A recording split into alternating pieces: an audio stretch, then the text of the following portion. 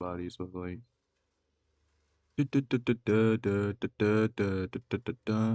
Yo, what's good?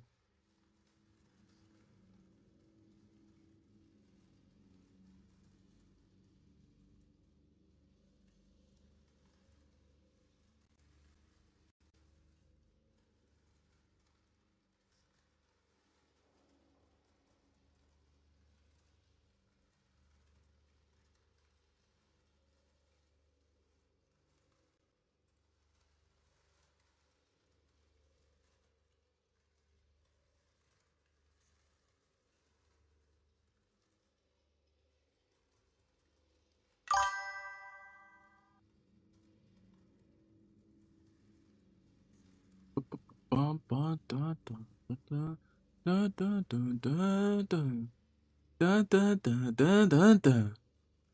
Yo, Cap, what's good? Dun, dun, dun, dun, dun, dun.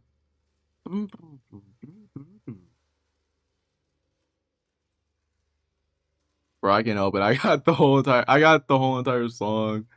I got that one song from the montage. Hold up.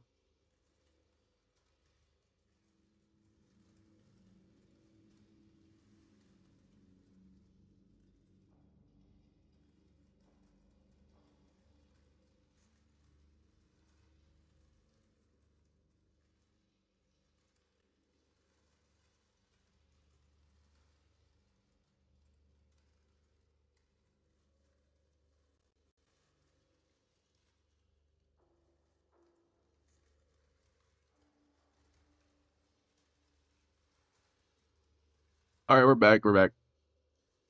Give me 1 second. I'm having to set everything up, and hopefully everything works today. Everything was not working yesterday for some reason. It was like every single time, like my computer would crash.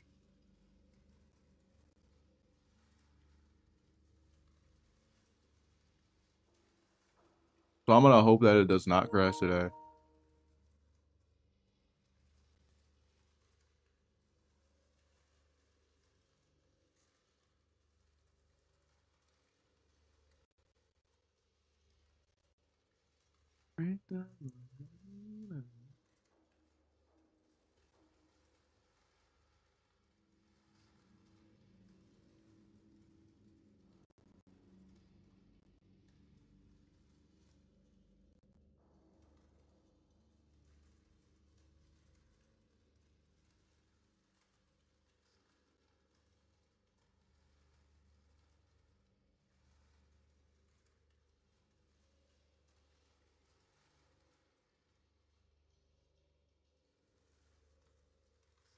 Okay, we're good.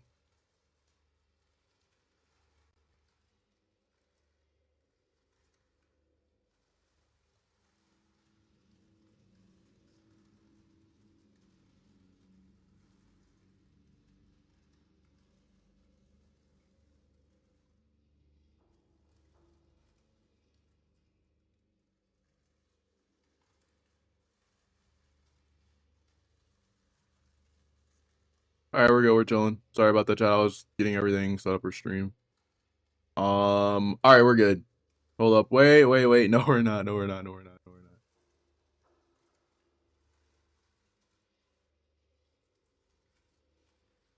Hold up.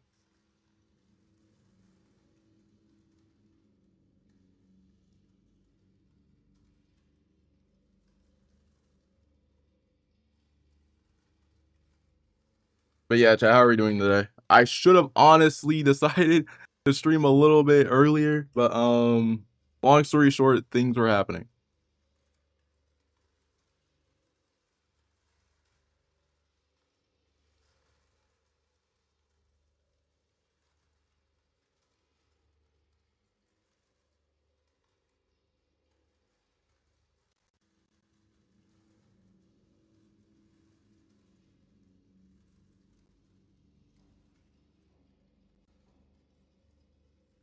Things were happening to the point where I couldn't stream yesterday. My computer was crashing, so I hope it doesn't crash again.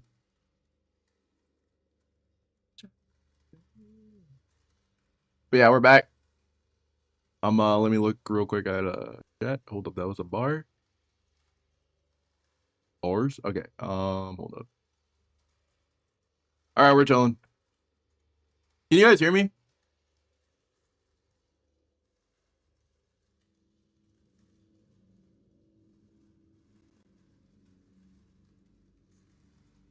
I'm setting up everything right now. I should have done this beforehand.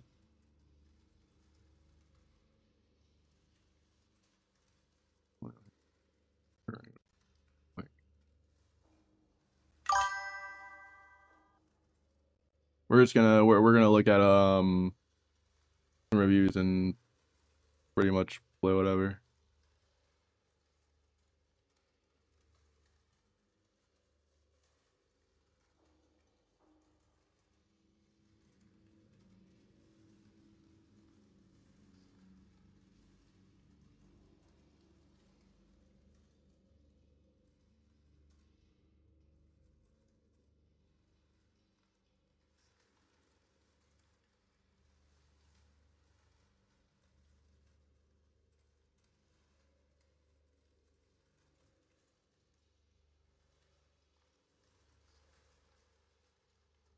But like we are gonna be looking at some more stuff. Just give me 1 second. Even though I really hate having to go through this because I should have gone through this already. There we go. There we go.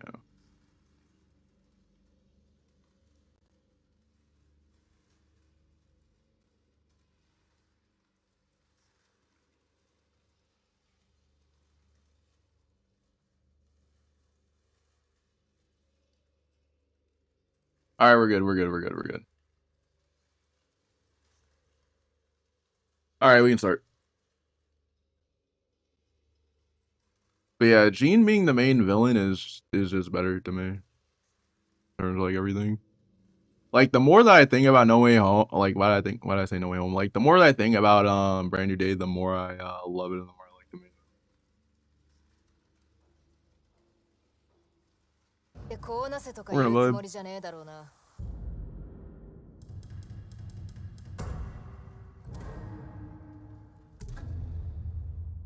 No, I'm not going to upgrade my weapons. キクが生まれて間もなく病になったな。そのまま死んだ。気の毒なことだ。まあなんとかやっている。キクには優しいおばができたしな。Wow.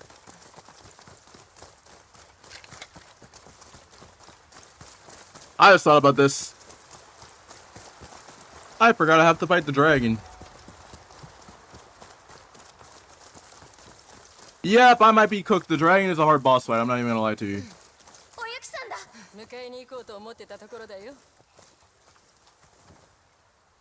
The dragon's about to be a hard boss fight.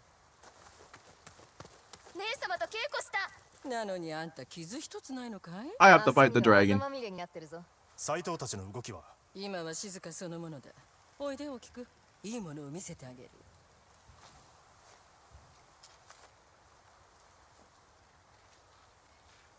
I have to fight the dragon. 一つのところに住み続けて何もわからぬまま一生を終える人もいる。見る世界が狭いからだね。どうして狭いの？私とアツが教える。I have to fight the dragon. That's about to be hands down one of the most annoying fights ever. Let me go ahead and a little bit. There we go. 松前城は？私の家。ここからだと小さく見える。小さく見えてもあそこに行くとあんたより大きな城がそびえてる。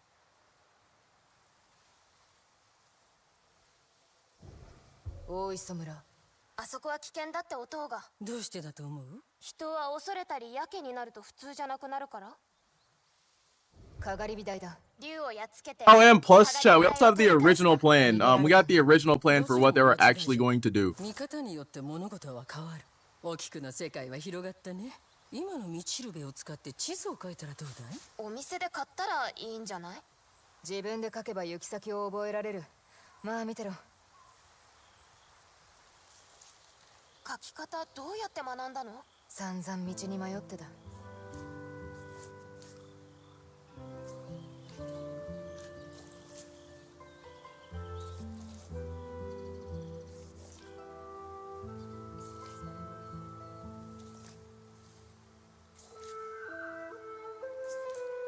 礼事になると圧の指使いに見とれる。ユキ大げさだぞ。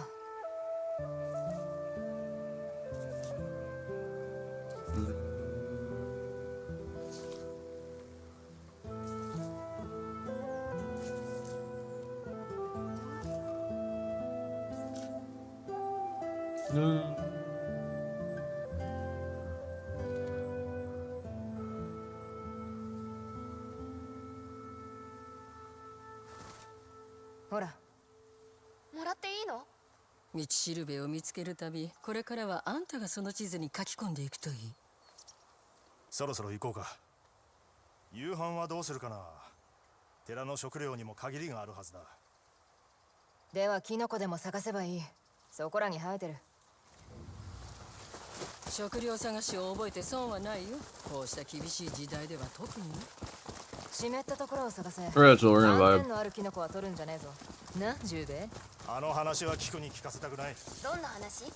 昔、斑点のキノコには呪力があるとジュウベイが言ってな。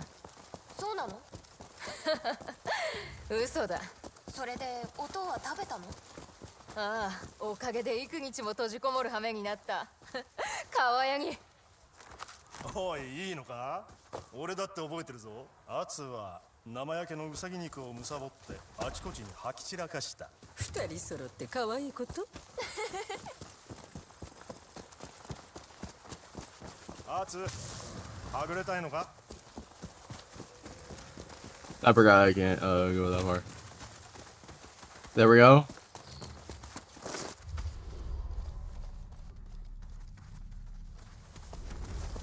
アツ、はぐれたいのか？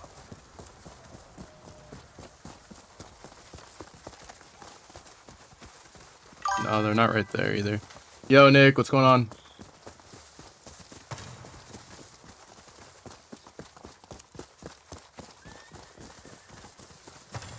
Oh, okay, there they are. これで十分。 I'm too paid just to just.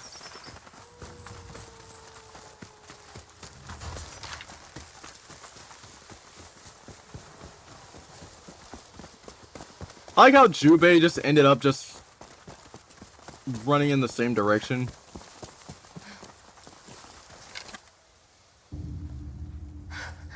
おっと。動くなよ。待て、あいつは襲わねえ。狼を最後に見た日は。あの日も俺たちを襲わなかった。信じてくれ。こっちが何もしなければいいだけだ。お前がそういうのなら。あの子、ついてきてほしいみたい。行ってみよう。いい？ああ、だがアツから離れるな。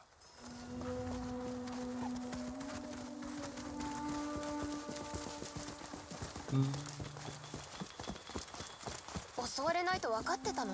あいつとはずっと一緒に旅をしてきた。狼も飼いならせるんだね。 Obviously, no people get arrested by the police. Nice. What the? 俺があいつのことを They're not 尊んで going? るからだ。尊ばれてるかどうか Nice. 獣に分かるの？幾度も噛まれりゃおのずと分かる。でも噛まれたら死ぬよ。小さい獣で試してみろ。例えば犬とか狐とか。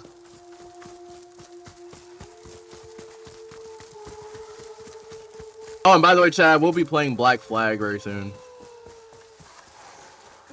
I haven't played Black Flag yet. I have not played Black Flag like in a minute, or like I've never played Black Flag, so like I've heard that it's good.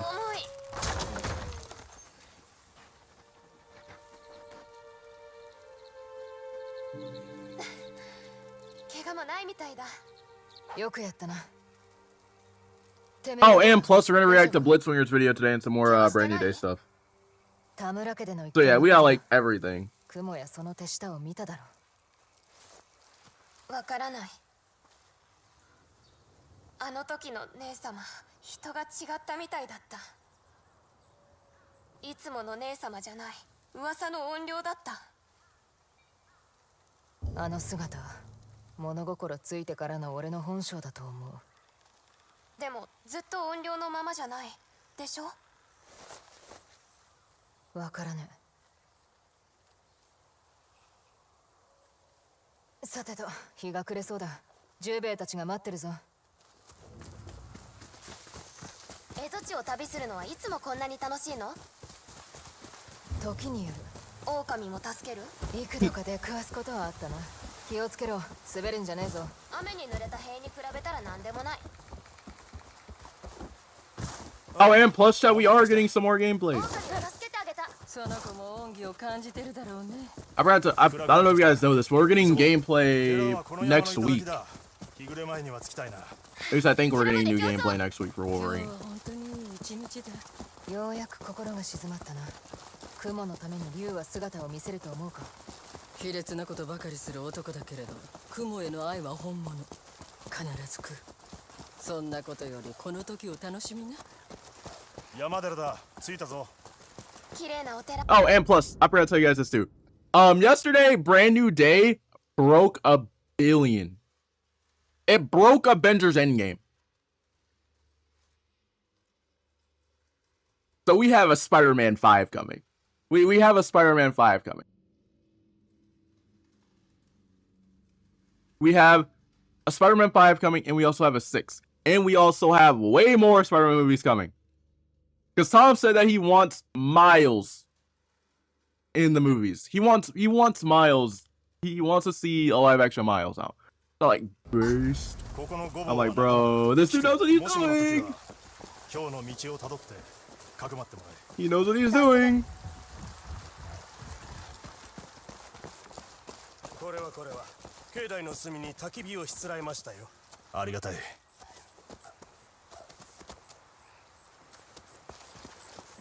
お腹が空いた。何か作ろう。腹を壊すぞ。てめえ。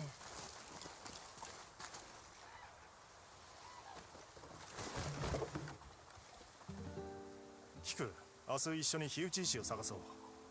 火を焚くのに便利な石のことだ。私が一つ余分に持ってるよ。あんたにあげる。おゆきさんありがとう。これはかたじけない。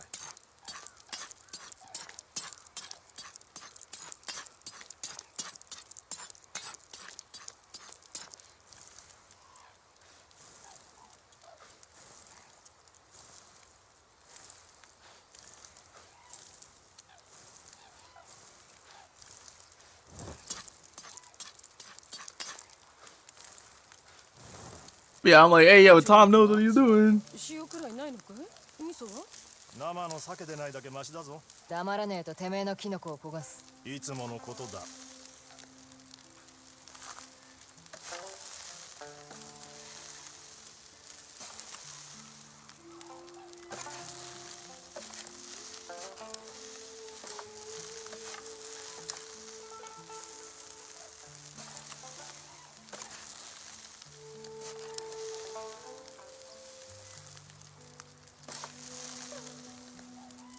But yeah, Tom knows what he's doing. We're getting a 5. Or we're getting Spider-Man 5. 飯はうまかったよな。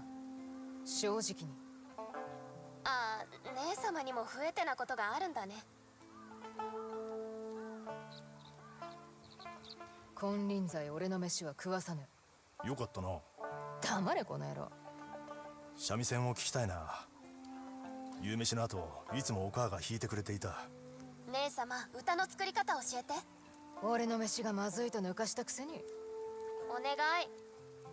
仕方がねえ。曲は俺が選ぶからな。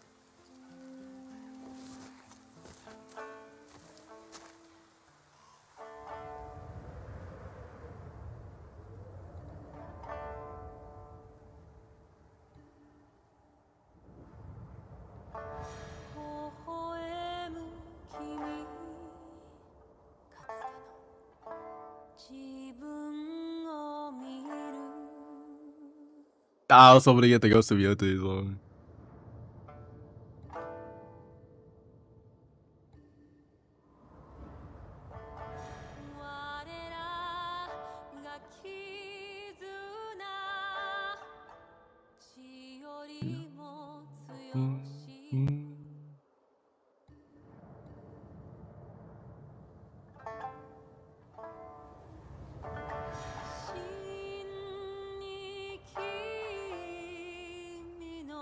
But yeah, we are getting a Spider-Man 5. Like I said, he wants it. Like I said, Tom wants a Miles, bro. Tom wants a Miles, bro. We're about to get Insomniac almost. We're flat out, like, by the time I'm calling it right now, by the time we get to probably like 6, 7, or 8, we're going to get I'm calling it right now. We're gonna get something like the game. そう言うと思って秘蔵の酒を持ってきた。 We're gonna get something like the game, I promise you. 境内でお酒だなんて何と罰当たりのことか。いや、境内と言っても端っこだ。それに初めての酒を飲ませてやりたい。今日の菊を祝して。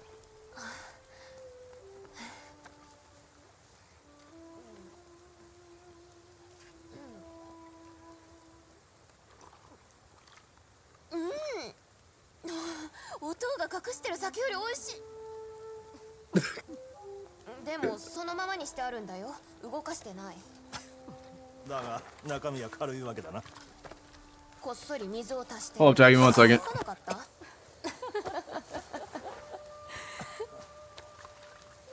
里い子じゃねえか。俺たちは埋めて隠してたな。女ってのはね、大胆不敵でいいのさ。女か。 Alright, Chad, I'll be right back. It's not gonna be long. Give me 1 second. I'm gonna let this cutscene play, and I'll be right back.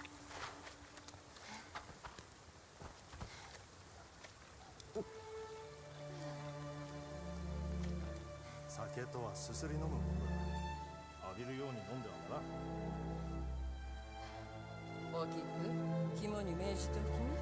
そうすりゃいい夜になるし、いい朝にもなるんだから。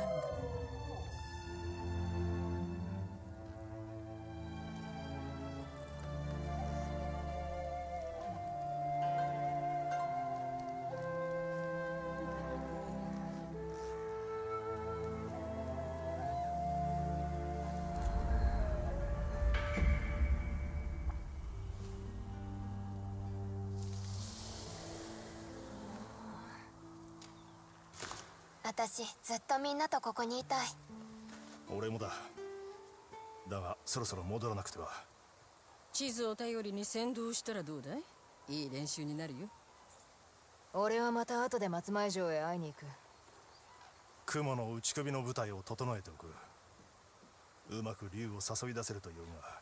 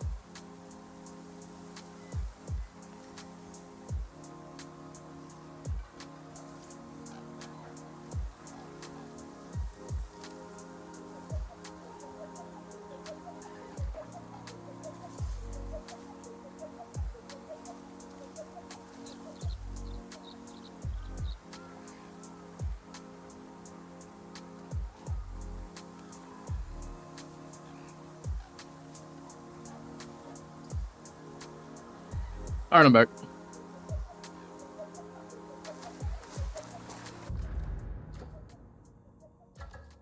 I actually do need to go.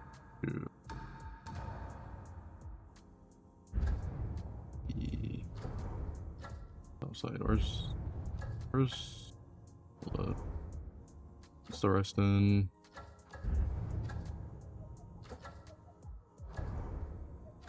We're gonna go back here. We're actually gonna just Father Forge.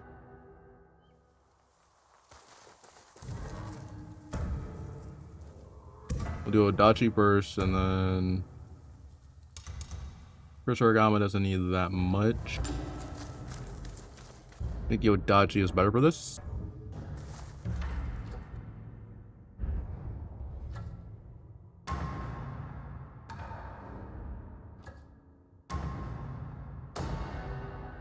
But yeah, chat, like everything about Spider-Man 5, and like we have like a lot. And like I said, like yesterday, chat, like I really hope that Sony has officially learned their lesson with not doing anything to make anything like make sense and not like insanely rushed. Because what they did with Brand New Day, crazy enough that I'm gonna say this, Tom was actively talking to Sony and was letting him, and Sony was letting him do what he wanted with the movie.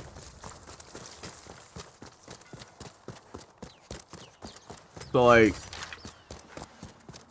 if Tom can keep this up for, like, if Sony, okay, it's weird to say, but like, if Sony lets him keep doing what he's doing, and actively just ends up just staying involved, like, if Tom gets okay on like anything for Spider-Man or his Spider-Man, we're chilling. さようです。ようやくこの日が来たな。明日定めていた通り雲を浜で仕置きする。兵には隠れ伏せてもらう。雲を救うべく竜が現れた時、一斉に攻め込む。必ず仇を討ってやる。俺もお前のそばにいる。あやつらが最後に拝むのは俺たちにしよう。幾度も切り合ってきた相手だ。夢の中での話だか。明日が終われば枕を高くできるな。いや、頭の斎藤がいる。一歩ずつ進めばいい。今は少し眠っておけ。明朝牢屋の前で会お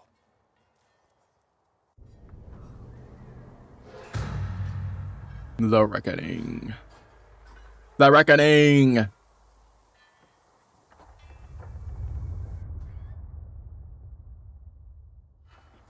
Atsu. やるぞ。行くぞ、雲。二人がかりか？嬉しいね。せいぜい楽しんでおけ。無駄骨を折るなよ。兄貴は必ず助けに来る。そしててめえらは切られて死ぬ。論じたいところだが、死にゆく者が相手では無駄骨だ。おと、姉様。聞く、帰りなさい。迎えに行くまで家で待て。長くはかからねえから。めんこいな、一緒においで。喋るな。ガキに教えてやれ。幾十とせ血で血を洗う戦をしてるとよ。あの夜のあれを戦とは言わねえ。ただの人殺しだ。仕方がなかったんだって。てめえら二人をまとめて片付けねえと俺たちが親父になぶり殺されてた。俺たちをなぶったくせに。そりゃ親父の仕業だろ。居直ったところで罪は消えねえぞ。だが酒飲んだら忘れられる。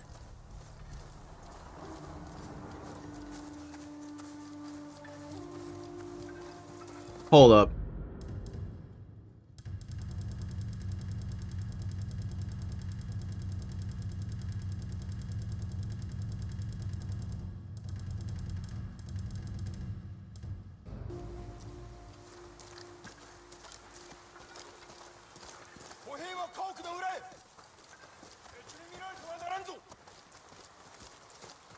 ユキ、なるだけ手を尽くしたよ。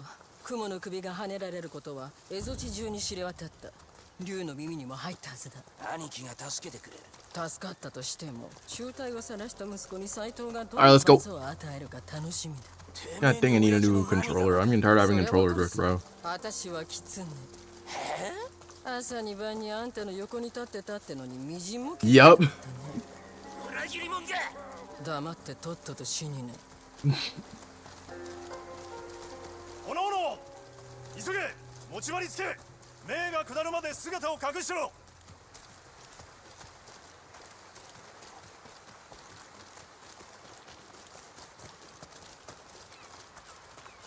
そこもと雲を縛れ。てめえのムクロどこに送ってほしい？思いやりのある女だ。十勝ヶ峰の神社の麓にうちの墓がある。てめえの親父も兄貴もすぐに埋めてやるよ。アツ、こっちへ。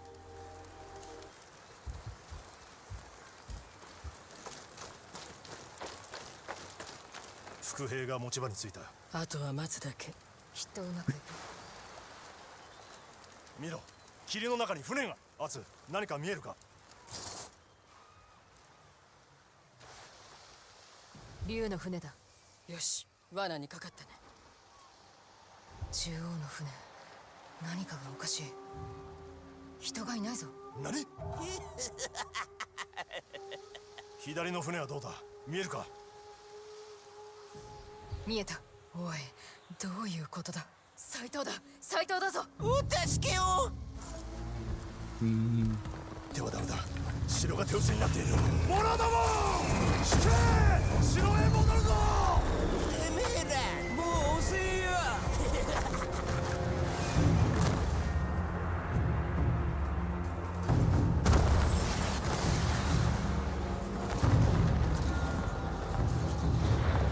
アツ、城へ行くぞ。逃げるのか、お主ら。Bro, play this in something so good. 親父。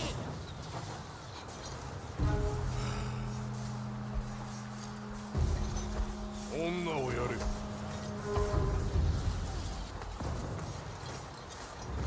アツ、キクが危ない。お前も来てくれ。斎藤がいる。キクは死んでしまう。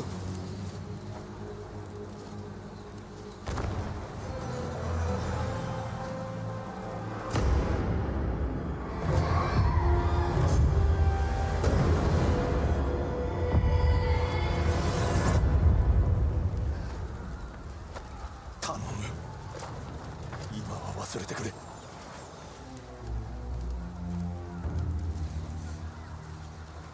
無理だ。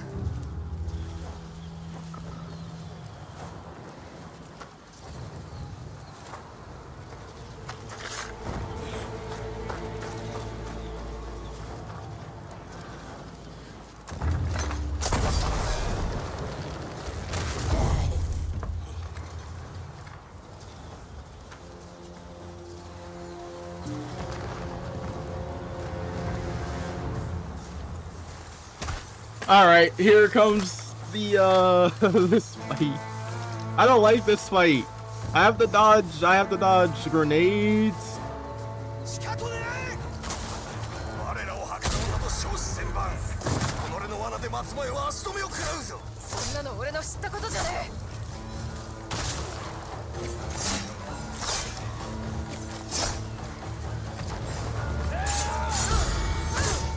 いつぞやも叶わなかったではないか。てめえがさっさと逃げたんじゃねえか。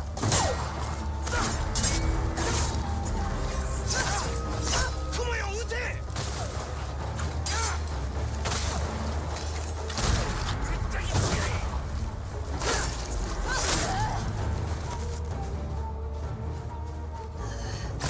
Alright, I'm gonna log in. しかとねえ。我らを計ろうなどし千番。己の罠で松前は足止めを食らうぞ。そんなの俺の知ったことじゃねえ。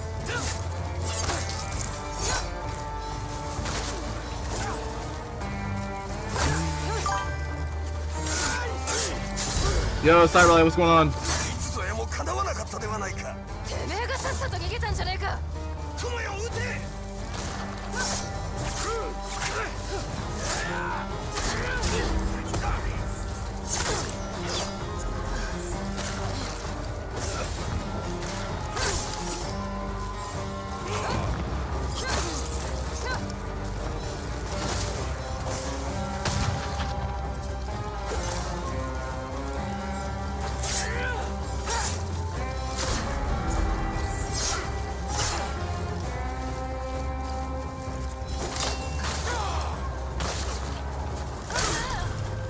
gotta stop going in. I gotta let him attack. But yeah, Cyberlight, how are you doing? Whoa.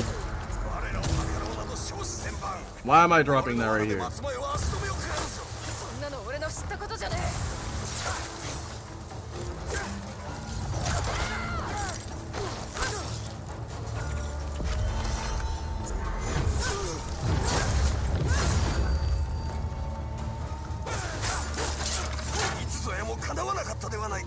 てめえがさっさと逃げたんじゃねえか。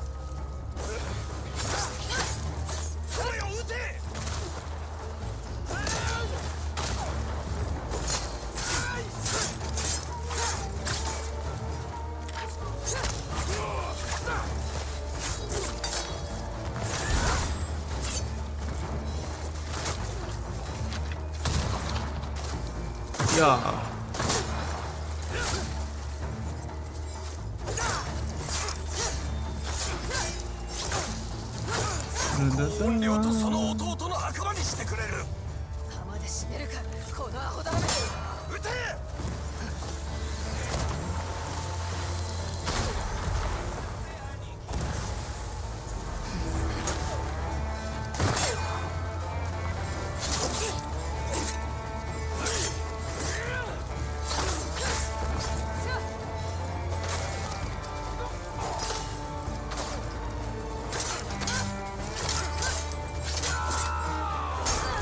No! Okay. But Cyberlight, how are you doing? Dun, dun. Oh, there you go.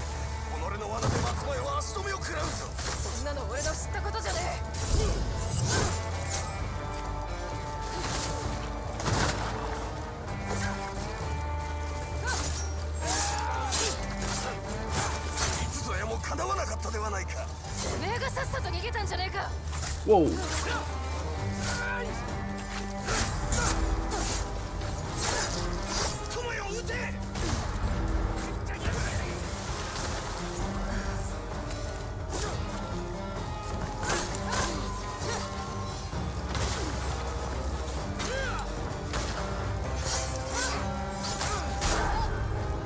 One strike. Are you okay? Yeah, this fight's gonna be insane.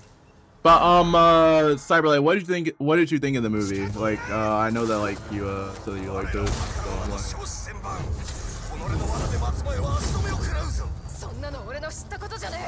Get his weapon out of his hand.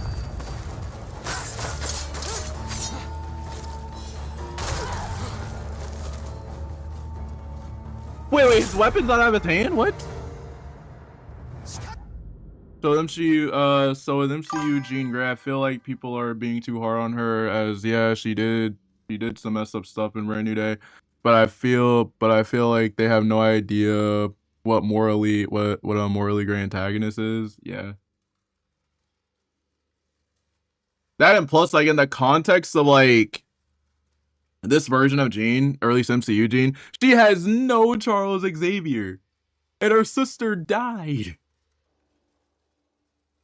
Well, her sister got killed by getting captured by Damage Control, because Damage Control was trying to copy and make her power into a weapon, and they're doing the same thing to her in that movie. So it's like,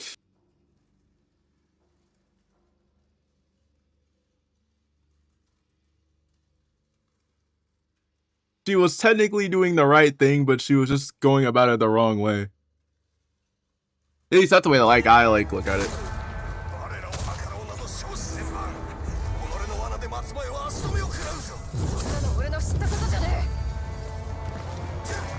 Mind you, those exact same people are literally saying that she did everything wrong. Well, yeah, but it's like Tony did messed up things. So it's like the logic completely falls apart.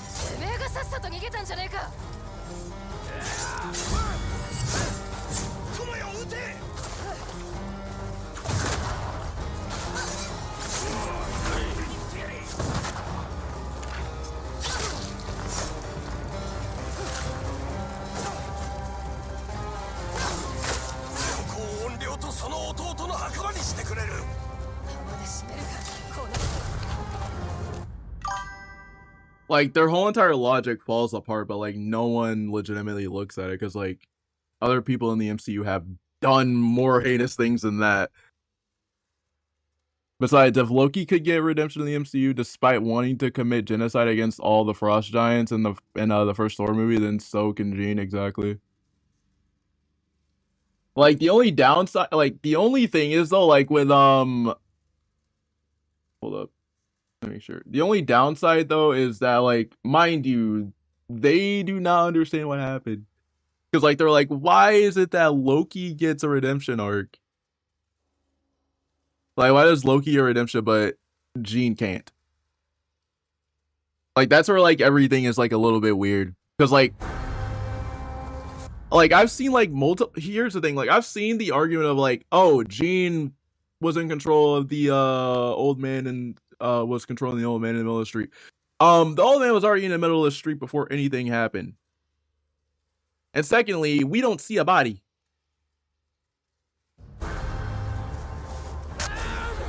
Like we don't see a body, so it's like I don't know where this is coming from. Like if we don't see a body, then hey.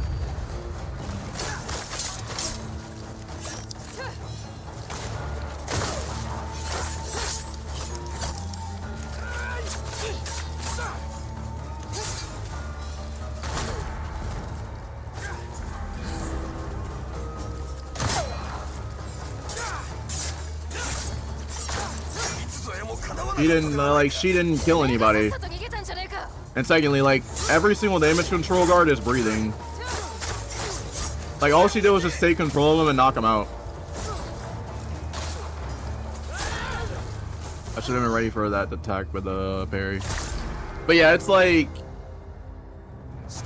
yeah, but that's like kind of like the weird thing because it's like they're not looking at it, they're looking at the fact that she did messed up things to Peter, which is like okay. But like Loki did messed up things to the Avengers. Trying to think who else is a good example. Iron Man also did. Iron Man created Ultron, and look at what happened with that.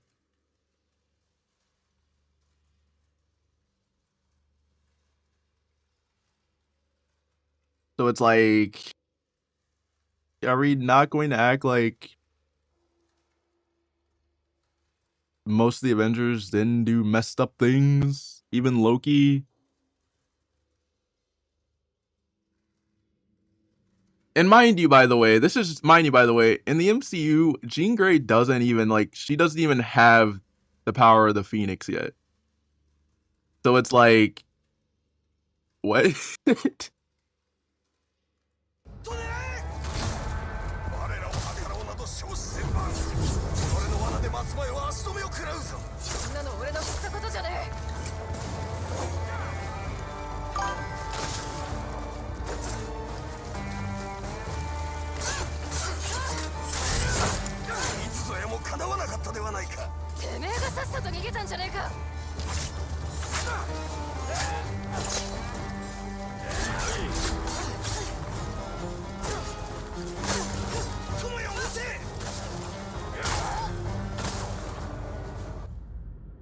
Now, granted, you could make an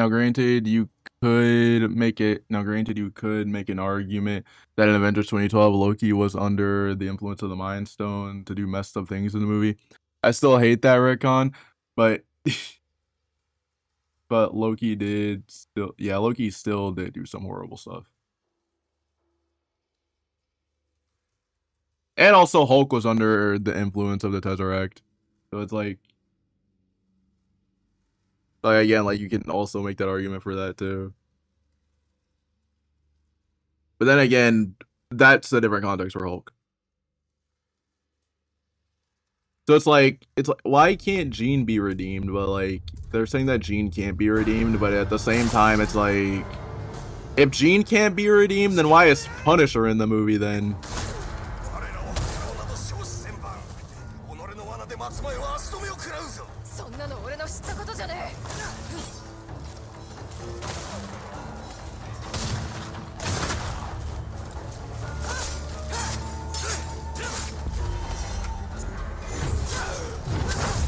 Oh, and real quick, I also want to point out too that Peter said that Jean's not a killer. So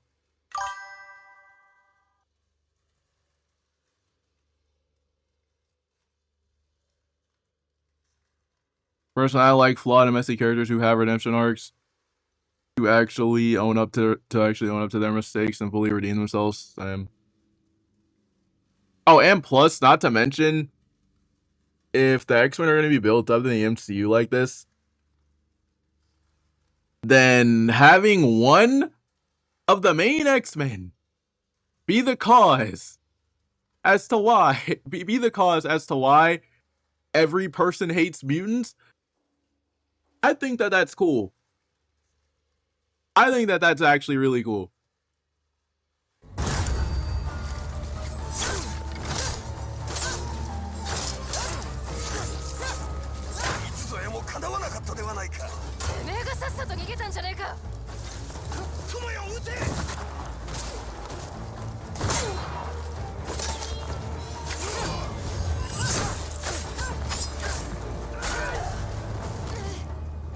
'I think that it's really cool that they decided to go with one of the main members of the X-Men being the reason why the public hates mutants. I think that it works.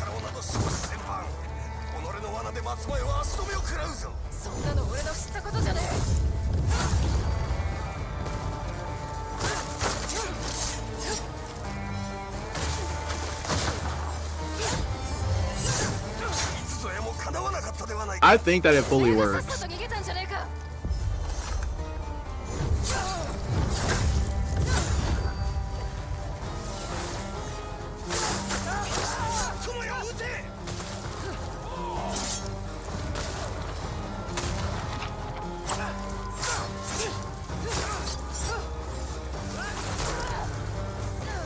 Why did I do that? I should have parried that. Why am I using that ability?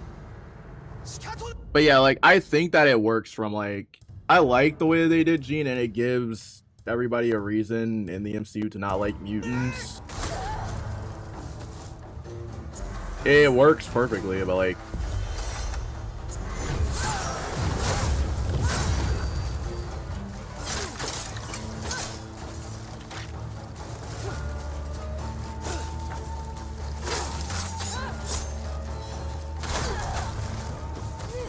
it works perfectly, like, with what they're doing. Even though I have seen people say that it should have been a Spider-Man villain, I'll actually say that, yeah, that's a good point. I actually do think that, like, I think it works. Like, I think that, like I said, like, I think Jean works, but a lot of people wanted it to be Mr. Negative, and it just would have been, like, it would have been, like, the games where, I'm gonna have to use the parry build, aren't I?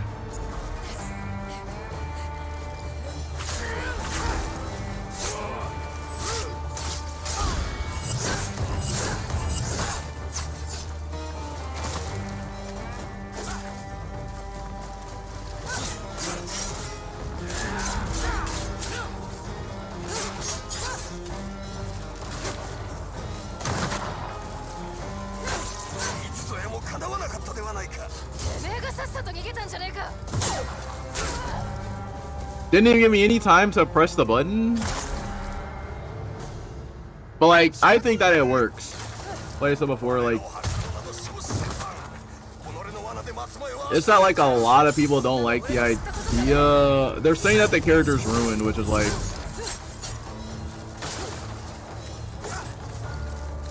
if a character is like, if Jean's ruined, then explain.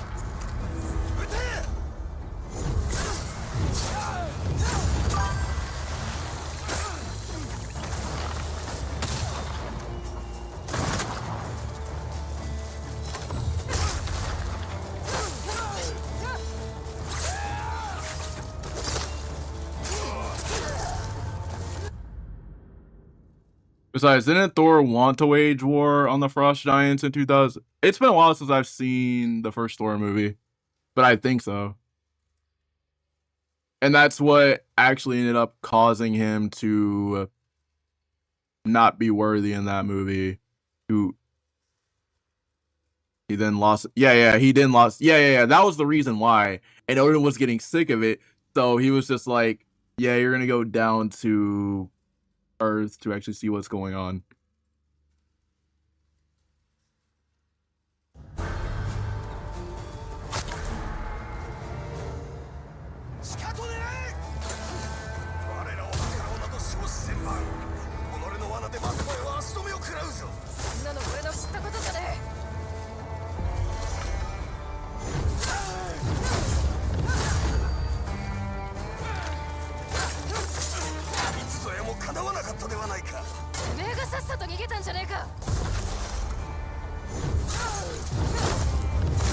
We're gonna disarm you again.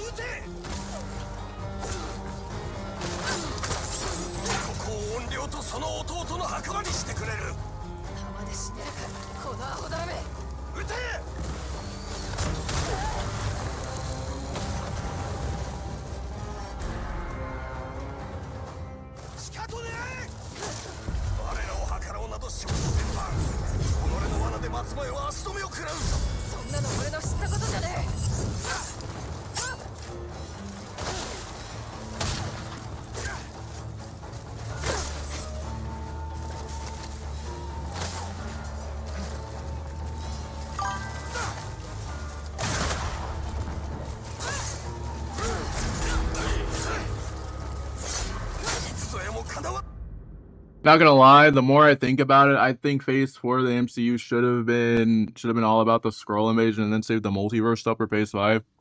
Yeah, but the Skrull stuff didn't really pan out well because of Secret Invasion.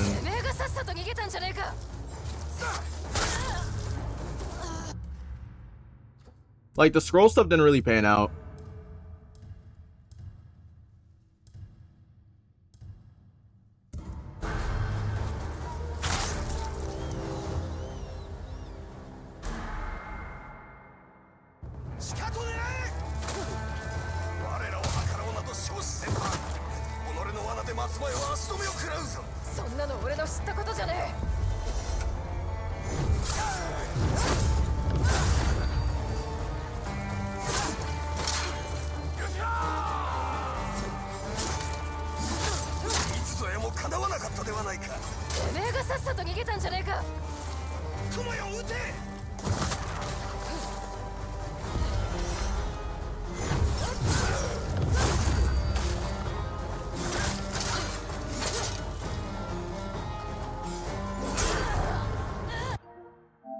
Okay, yeah. We're gonna vibe out, we're gonna vibe out, we're gonna vibe out, we're gonna play some Spider-Man. But yeah, it's kinda like that is fair, because like I didn't really like watching Secret Invasion all that much, because that was the start of the Skrull invasion. It's when I was seeing Secret Invasion, because like I'm gonna be honest with Secret Invasion, even I didn't know what was going on. Because like towards the end, it's just like, so what the heck's happening? Rainy day suit? Yeah, I got you. If I can find the right file, I think this is the file. Is this the file? Yep, this is the file. Okay.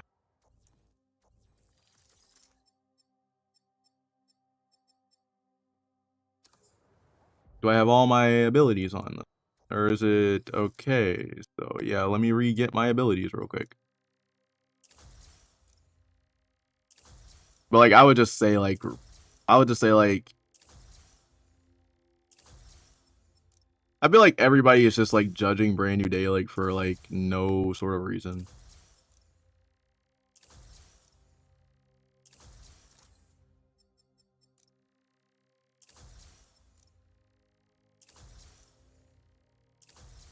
Because like if that's the case, then they're not ready for the mutant. They're not ready for the mutant saga if that's the case.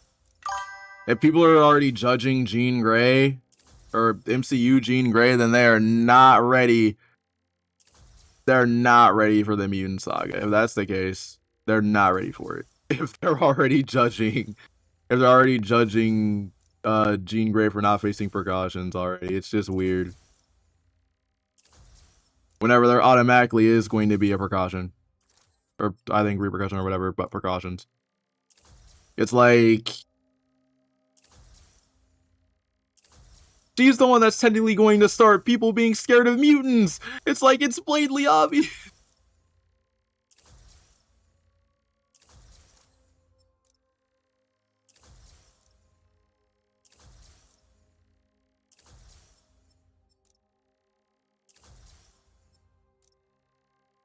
I'm like, it's blatantly obvious, like what they're doing.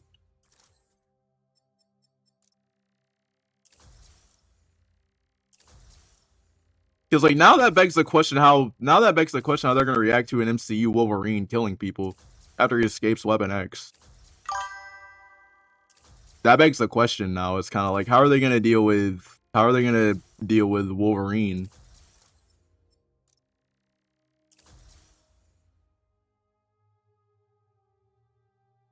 I'm seeing it.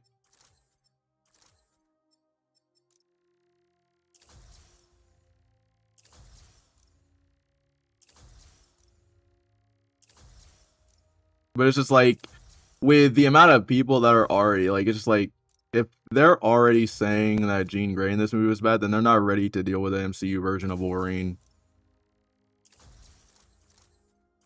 And it's actually low-key, it's actually embarrassing. Because it's like by that logic, then Wolverine should never ever be redeemed at all.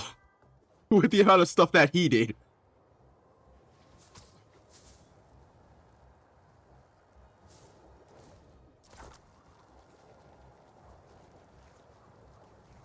And mind you, by the way, in Enemy of the State, Wolverine was mind controlled into killing every single member of the like he goes on to kill the Fantastic Four and every single other character in the comics. So it's like I wonder so it's like if that's the case, then I wonder how they would feel about Enemy of the State then, because like Wolverine has been mind controlled several times.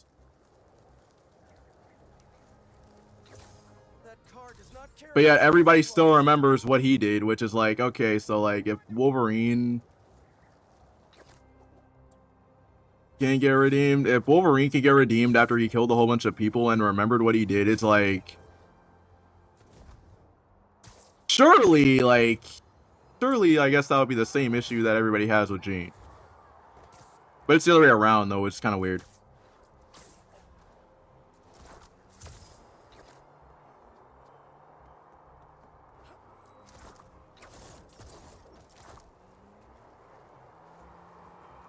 But hey, I will say though, the brand new day suit is fire.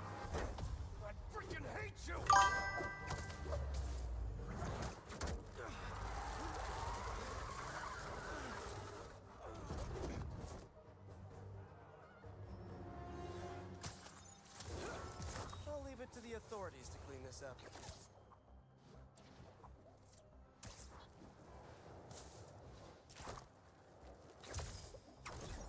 Oh, and plus, not to mention, I also find it very cool that I didn't know Jean had a sister. I had no idea till this movie. I had no idea that Jean had a sister.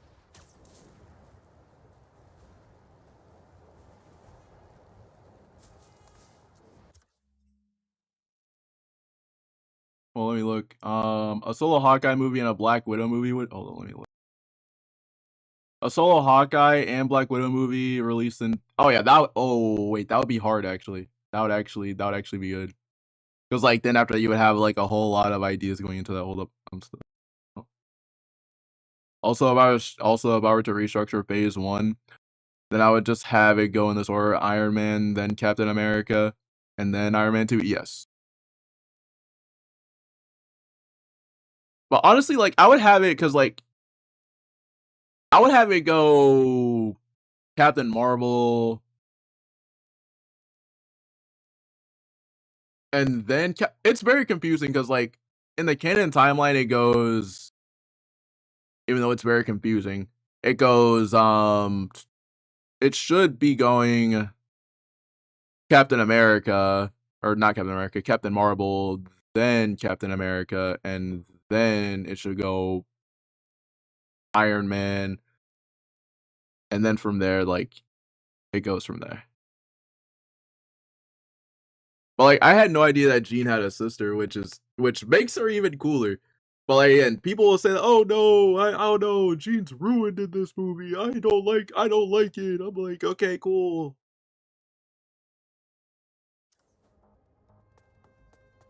Like, it's not even me like being upset. Like, I completely understand it. Like, if they do not like the way that like she is in the movie, but it's just like, it's like, do you want to have an X-Men? It's like we have to do something for the X-Men. It's like, why not have?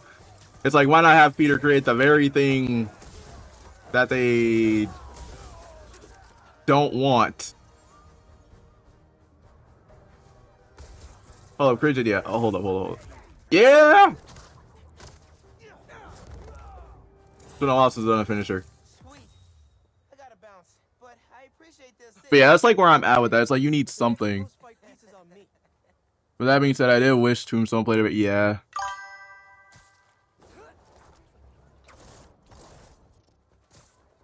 I mean, I hope that they bring Tombstone back. Because, like, my only thing, like, I like Brand New Day, but it's like that montage at the start, it's very cool. Because, like, you have him taking out all of the crime families. Like, I just think that it would, like, I just think that low-key, like, Tombstone, like, here's my thing with a Tombstone fight, okay? He's taking out every single crime family that works for Tombstone, but it's just like, once you get the Tombstone, it's like, we should see that fight. Even though I'm pretty sure how the fight would go, because like, I feel like it would have gone like, I think the fight inside would have easily, I'm pretty sure, seeing as that they led the fight outside, I'm just gonna say that they probably did the Spectacular Spider-Man fight, and somehow like the fight that he had with him in Spectacular Spider-Man, and the fight ended up going outside of the building, or to the edge of the building. I think that that's where that Tombstone fight was kind of like. Hulk is crazy. We went from Professor Hulk back to Savage Hulk.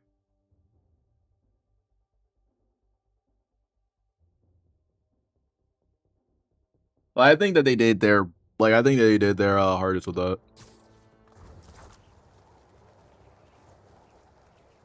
But I think that was also really cool.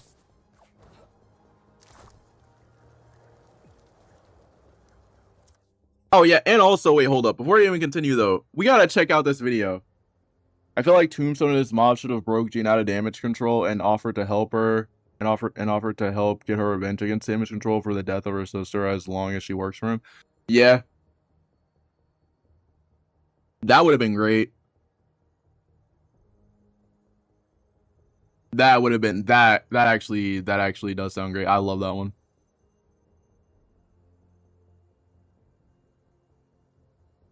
And after that, like, somehow, some way between that, like, she runs into Actually, wait a minute. That would have actually been fire, actually.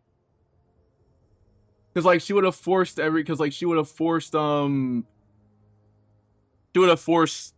people, she would have forced every single person in damage control to just walk out. And then Spider-Man gets involved.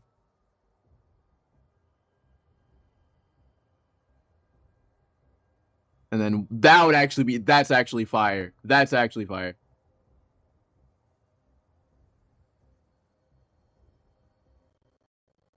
We gotta look over, real quick, we're gonna look over this video. Real quick. And the prequel drop! What the heck? You gotta be kidding me. Why is it the Wolverine prequel drops? Bruh. So Insomniac, we're just dropping them at random times now. Where we're just dropping the prequel. I'm gonna read the prequel later on. Let's go ahead and react to Lewis Films video real quick, because he has some insanely good ideas for... Oh, wait, this was the original plan. Did I not watch this yet? There was an interview. Okay, I did not watch this yet. Okay, yeah, I didn't. We're gonna check this out. We're gonna react to some stuff right now. No, I'm not turning on my OBS settings. Let's go ahead and watch this real quick. How Sony almost ruined it, by the way. Sony almost genuinely ruined this movie. Like Sony almost legitimately ruined the movie. Hold on. It's kind of crazy that Sony almost just ruined the movie in general. Thank you to Tom for standing in. Thank you for Tom for stepping in, by the way.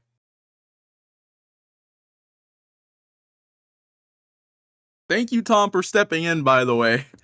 If Tom didn't step in, the movie would have been cooked. Stepping in, by the way. I would also play into how Jean Grey has terrible mentors in the MCU so far. That being her jaded sister and Tombstone. That is true. Until she gets Professor Xavier. Like, even I have argued this for the movie before. So let's turn this down a little bit. Like, I've talked about this with someone before. And it's like the only way for at least like I have somewhat of a rewrite for the third act, mainly when Peter meets up with Jean.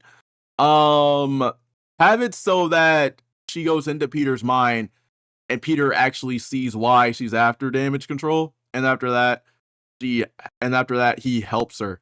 I think that would have worked. I think that if you combine that together, that also works.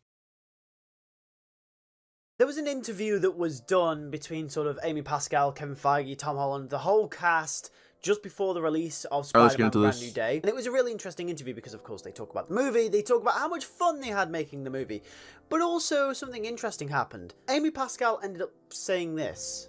After you make a movie about 3 Spider-Men, there could be a tendency to want to make a movie that is more gigantic. Right. And what we decided, especially because of the director that we had, was to make a movie that was smaller, and that was about somebody's personal life. Let me tell you a story about how Spider-Man Brand New Day was actually almost the worst Spider-Man movie ever made. Yeah. Yes, even worse than TASM 2. I'm not sorry for saying that. TASM 2 is awful. Fight me. I mean, I do like the web swinging in TASM too, but Brand New Day takes it.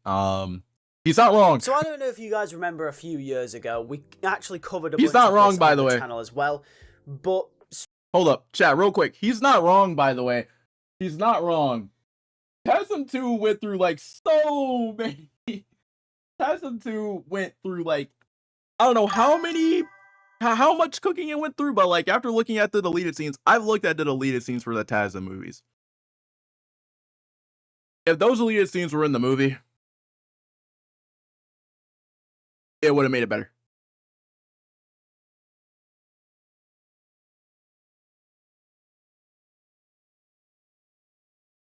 Like, I'm just gonna call it there.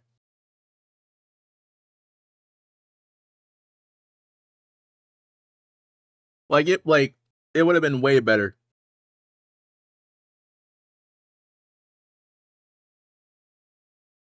Also, I think it would have been in character for Tombstone to get his hands on any alien tech that Damage Control currently has.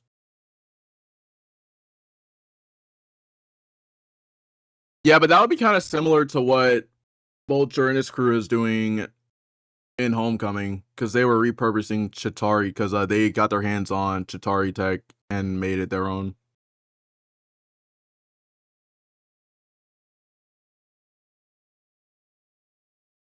But I'm not gonna lie, it is in character. But the problem is like in Spectacular, the only way that Tombstone got his hands on any sort of illegal weapons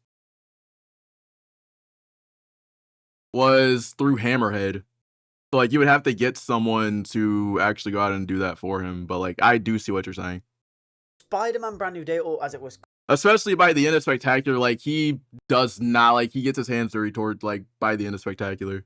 Called then Spider-Man 4, was going through a lot, and I mean a lot of studio interference. Hold on, wait. And it got me really, really worried for a few years ago. We actually Wait, what? About somebody's personal life. Let me tell you a story about how Spider-Man Brand New Day was actually almost the worst Spider-Man movie ever made. Yes, even worse than TASM 2. Yeah. I'm not sorry for saying that. TASM 2 is awful. Fight me. So Yep. I don't know if you guys remember a few years ago, we actually covered a bunch of this on the channel as well, but Spider-Man Brand New Day, or as it was called then, Spider-Man 4, was going through a lot, and I mean a lot of studio interference, and it got me really, really worried for this movie. This was at the time where I was posting videos all the time, and it would constantly be rumors about Spider-Man 4, including multiversal elements. Oh, yeah, we did react to that. I did see that.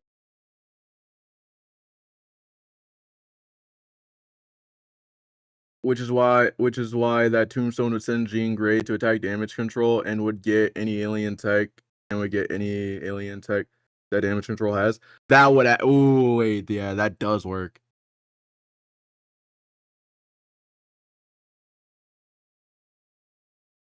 And plus, not to mention that wow, that actually benefits Tombstone too.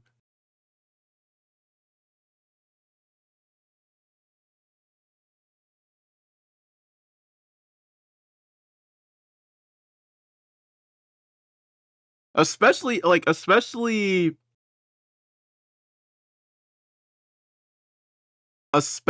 with Jean's power as well. Like she would actually be able to like just tell them just to put all the weapons, or she would just have them in control of them. She would just control them to put the weapons anywhere and just have them bring them to that actually. Oh wait, that actually sounds good. That does sound good.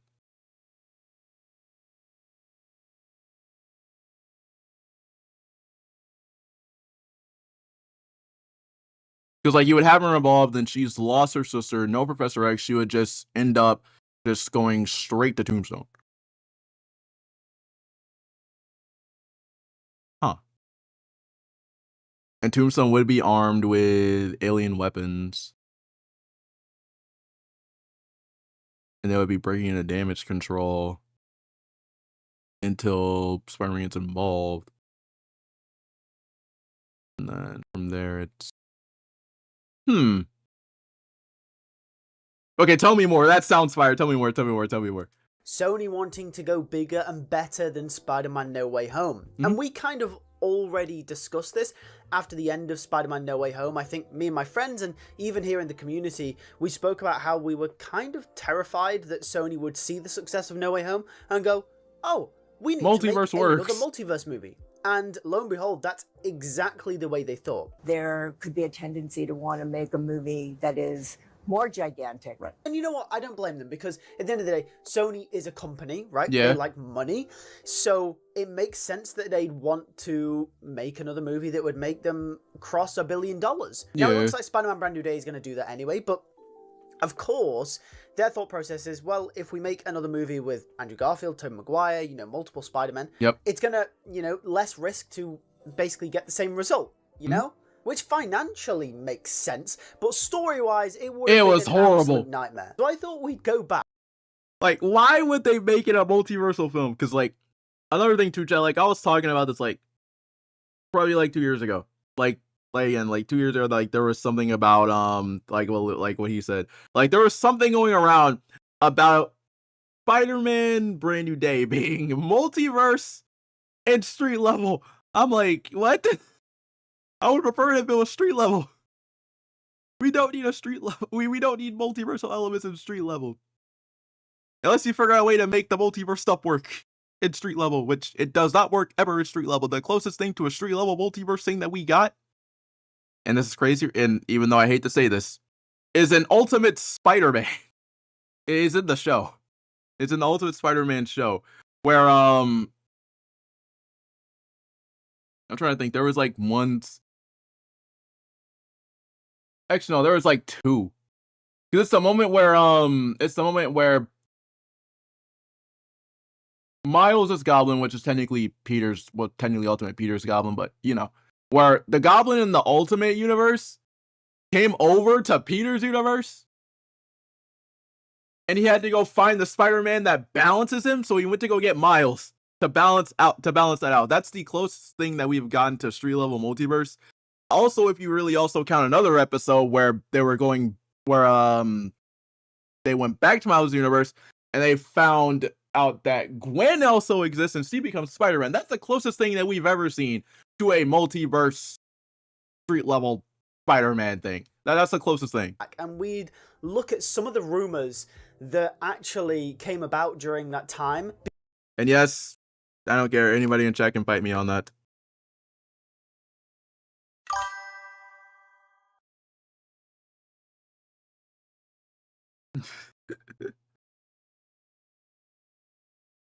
Also, I like what they did for the Hulk, for the most part. I liked how he technically won the fight against Spider-Man, but just let himself be defeated.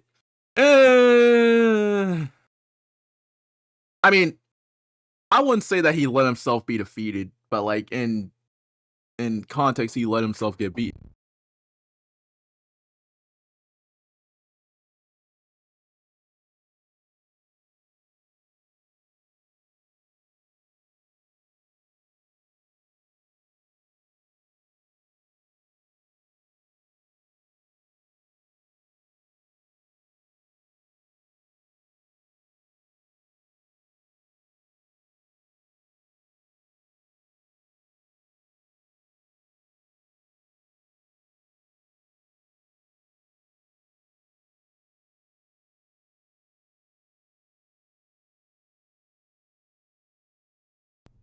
Alright, sorry about that.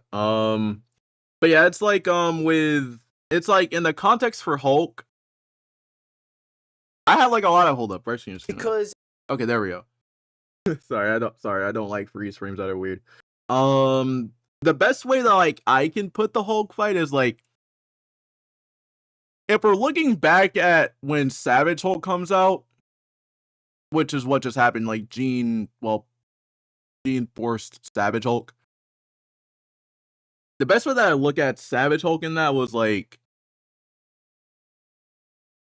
if we're looking back at like, keep in mind Peter's calling Hulk Bruce, like normal Hulk, not Professor Hulk. That's normal Savage Hulk. He's calling him Bruce.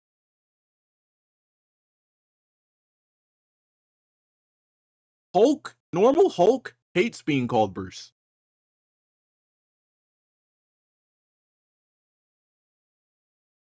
Because the last two people that called him Bruce, he almost killed the two of them. Iron Man called him Bruce and it pissed him off to the point where he threw hands with him in the Hulkbuster. Thor called him Bruce and made him see visions of Odin in Ragnarok. So it's like, in this one, when Savage Hulk is out, he should still be beating the shit out of Tom. Or he's supposed to be beating the shit out of Peter in that scene. Because, like, the only people that have called, because, like, in my opinion, like, the only people that have called Hulk Bruce and he's cool with it is specifically just Betty White, and that is from Hulk 2008.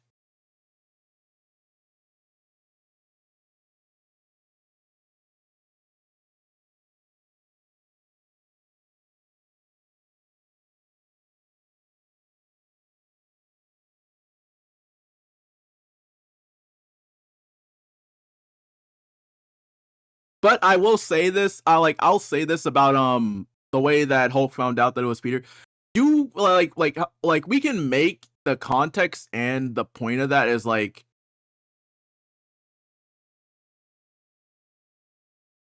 Hulk in the context, regular Hulk has not met Spider-Man.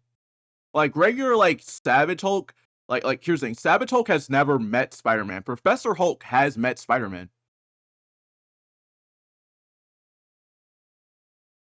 Savage Hulk hasn't met Spider-Man.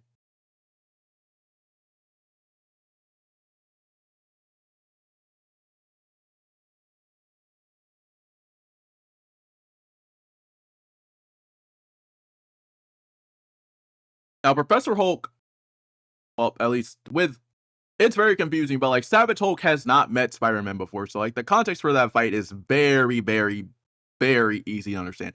I can understand why people don't like it, and I get the whole entire Hulk should still be beating the shit out of Spider-Man because he called him Bruce. But like, I'm glad they at least somehow in some way figured out a way to reference that Hulk is the only, like, Hulk remembers Peter being Spider-Man instead of Bruce.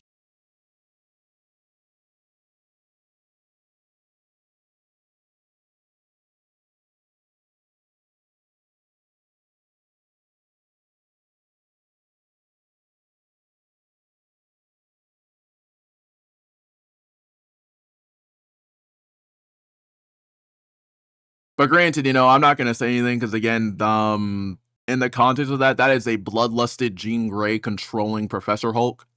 And then after that, she tried to keep control over Bruce and tried to force Hulk out. And Hulk just fought back. Which again, Jean broke something in his brain.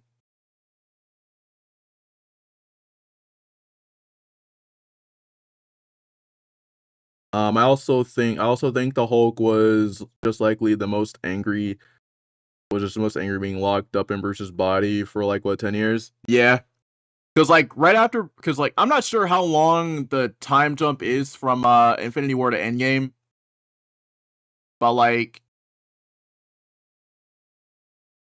they found they found a mutual respect for each other, so like it's one of those things where like at least this is how I see the context of that. It's like Professor Hulk is an example of if Peter keeps both sides of his spider side and his human side together. Savage Hulk is pretty much, yeah, you don't know how to control it. Yeah, that's pretty much the uncontrollable side. That's like if Peter's full on spider side takes over. That's the way that I look at it. And in context for Jean controlling him, it works.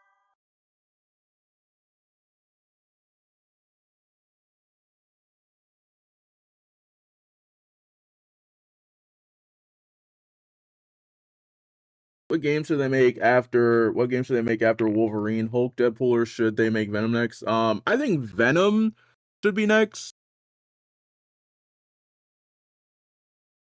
In my opinion, I think Insomniac should make Venom next because Venom has like their Venom game, from like what the rumors are saying, is that the Venom game has been in development since Spider-Man 2.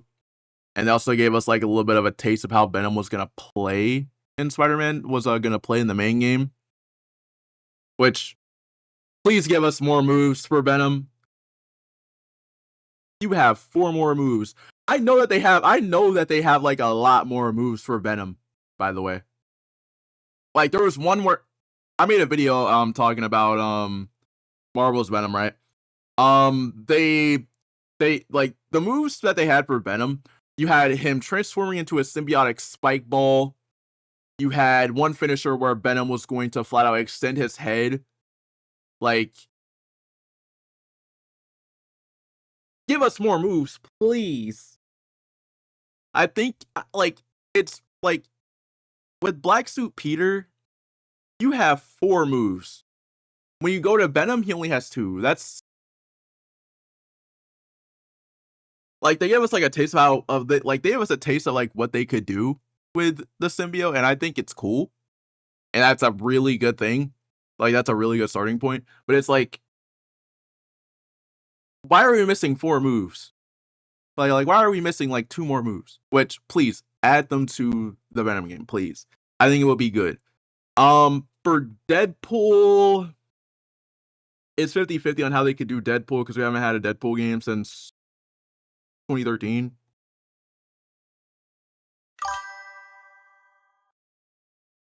And for Hulk, it's very interesting how Hulk would work.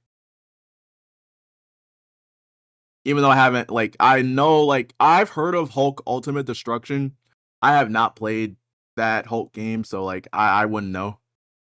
But some people want Venom to play, like, Hulk Ultimate Destruction. I would have to disagree. I think having him swing around with tendrils is really cool.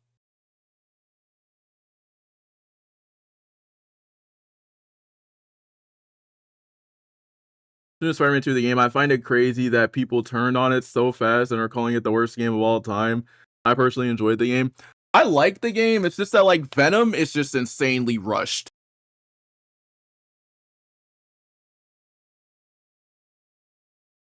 It's just that Venom is insanely rushed and they cut so much stuff out.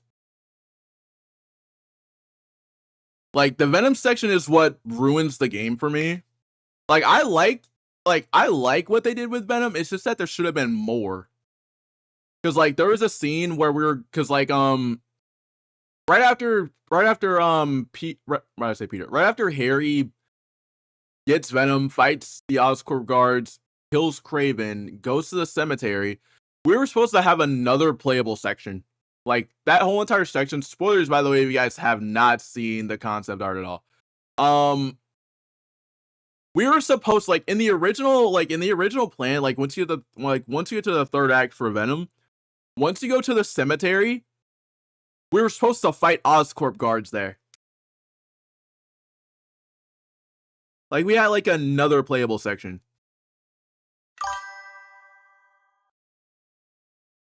And that also technically means that whole that last MJ mission where she's going into the symbiote nest, that was not going to be in that was originally not going to be in the second game. That was not going to be in the game. So it's like those first two MJ missions were the only ones that we were supposed to have. It was the Spider-Man Hunted one where she's in the Hunter base. It's a Spider-Man Hunted one where she goes and tries to save Dr. Connors. And then after that, it was the symbiote chase. And then we get to the third act. It was supposed to be just purely Spider-Man. Like it was supposed to be just Venom. It was straight up supposed to be Harry turns into Venom, breaks out of Oscorp, fights Kraven, fight Oscorp guards at the cemetery. And then for the rest of it, it was just supposed to be like pure Spider-Man.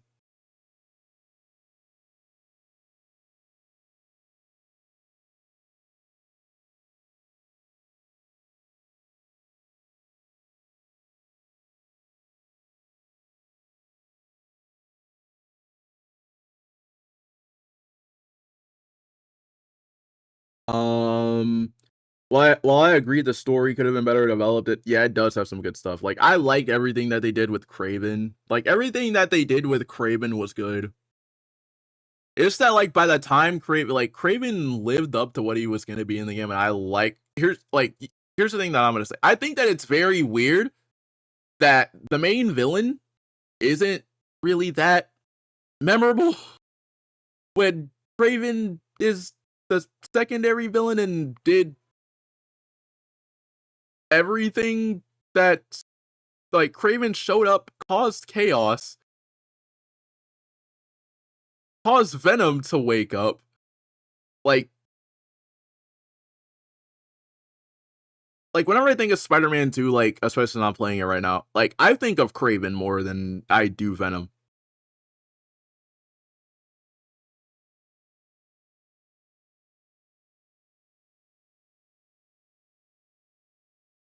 Literally, if they just made Harry Venom hate Spider-Man and wanted to turn everyone into symbiotes to take everything away from Peter and Miles, it would have improved his character, yeah. Or what I think would have been good for Spider-Man 2, once Harry becomes Venom, I think it would have been cool if they had a similar scene from a Spectacular Spider-Man where Eddie and Venom are talking. And then it shows Harry visions of what Peter and Miles did to it. And what Peter did to Harry by not giving it back. I think that would have worked. I think having a scene similar to that would have worked. Where we see Venom and Harry talking, where we see the symbiote talking, and they say the only people that they can trust are each other. I think that would have worked.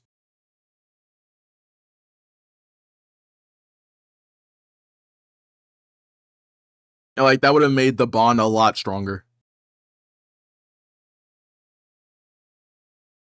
As we've just found out, it turns out all of this was true. Or could be true. What? Because they are technically still rumours at the end of the day. It's just that there is a lot of evidence suggesting that they might be. Hold up. Or could be. Because they are technically still rumours at the end of the day. It's just that there is a lot of evidence suggesting that they might be. So it all started with Daniel RPK, who essentially said that Sony and Marvel were fighting over the direction of Spider-Man 4. And this was the first inkling we had.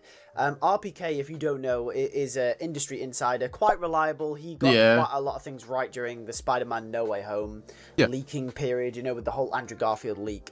Oh wait, I forgot to tell you guys about. Hold up. I forgot to actually wait. Hold up. What was the? Hold up. Suggesting that they might be. So it all started with Daniel RPK, who essentially said that Sony and Marvel were fighting over the direction of Spider-Man 4. Yeah, like Tom was even worried about it because like Tom was worried that he was not going to be Spider-Man or not going to be the MCU Spider-Man anymore. Like I remember this. And this was the first inkling we had. RPK, if you don't know, is an industry insider, quite reliable. He got quite a lot of... By the way, for Benton, I'm curious, what's your reaction to seeing Ultimate Wildmutt for the first time? I was like, wait. Wildmutt got an ultimate? Okay. I liked Ultimate Wildmutt, but it was just like, there was just something that was just like, why is it that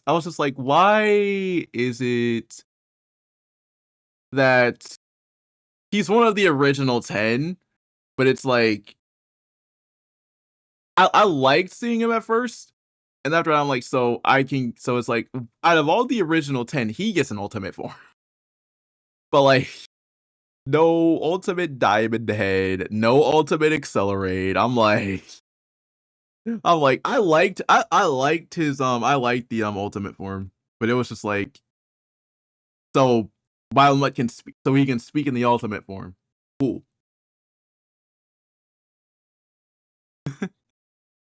But out of all the original 10 aliens, though, it's kind of like, Ultimate Wildmutt, really?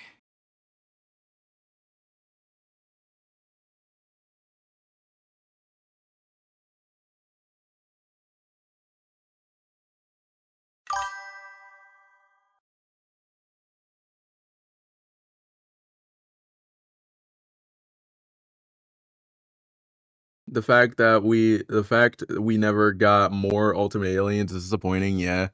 I think my favorite Ultimate form is Ultimate Echo. Well, at least, not even gonna say it, but my favorite Ultimate form in the show is Ultimate Echo Echo. I love Ultimate Echo Echo. I used to like Ultimate Big Chill quite a bit, and then after that, like, I saw Ultimate Echo Echo because I was really interested to see, like, I was really like a Big Chill fan, and then after that, I see Ultimate Echo Echo, and I was like, hey, Echo Echo's very cool. I was like, Echo Echo is just really cool, especially in that episode where he flat out cloned himself, or he cloned different versions of himself. I was just like, that is so cool. Ultimate Echo Echo is so amazing. Is this me, or did Albedo use ultimates better than Ben did? Yeah.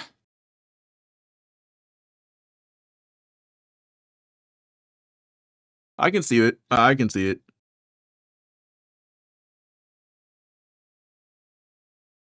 And also, chat, excuse me if you guys are hearing crackling in the mic. It is hot in my room, so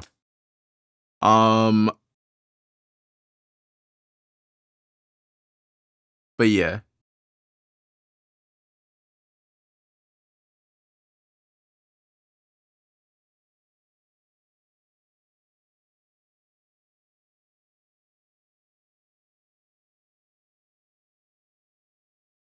I still think that like there should have been more ultimates.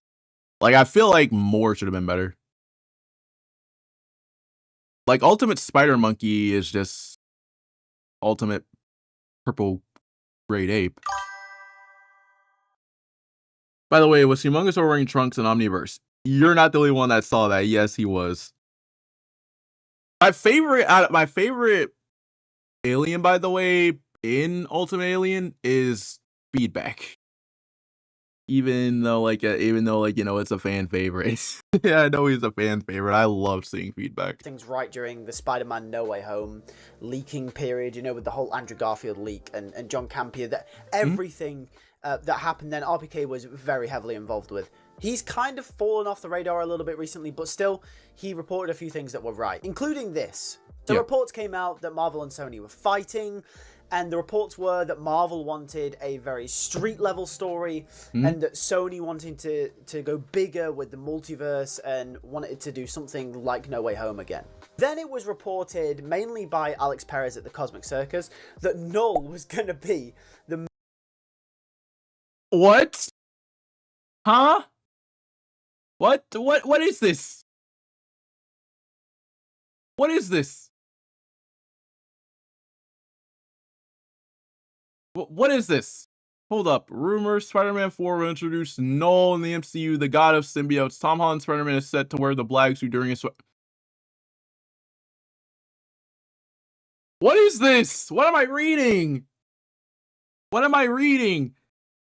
Before you guys... Before Sony, what were y'all doing? What were y'all doing? Y'all want Tom's Spider-Man to fight a god?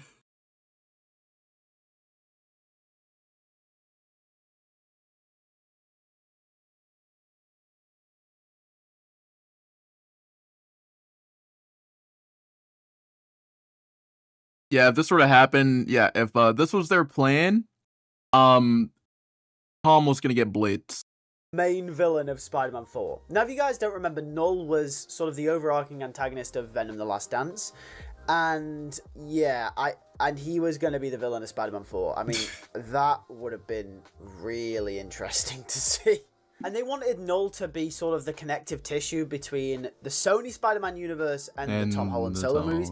And they wanted Tom Holland's next solo movie to be the crossover between Null and Tom Holland, and that this was going to be sort of the multiverse connection that they were going for, and Null was going to be the main villain. Alex Perez even said recently, and I quote, he said, "When I mentioned Null being the villain for Spider-Man 4, this was part of Sony's push to involve their symbiote storyline and connect it to The Last Dance.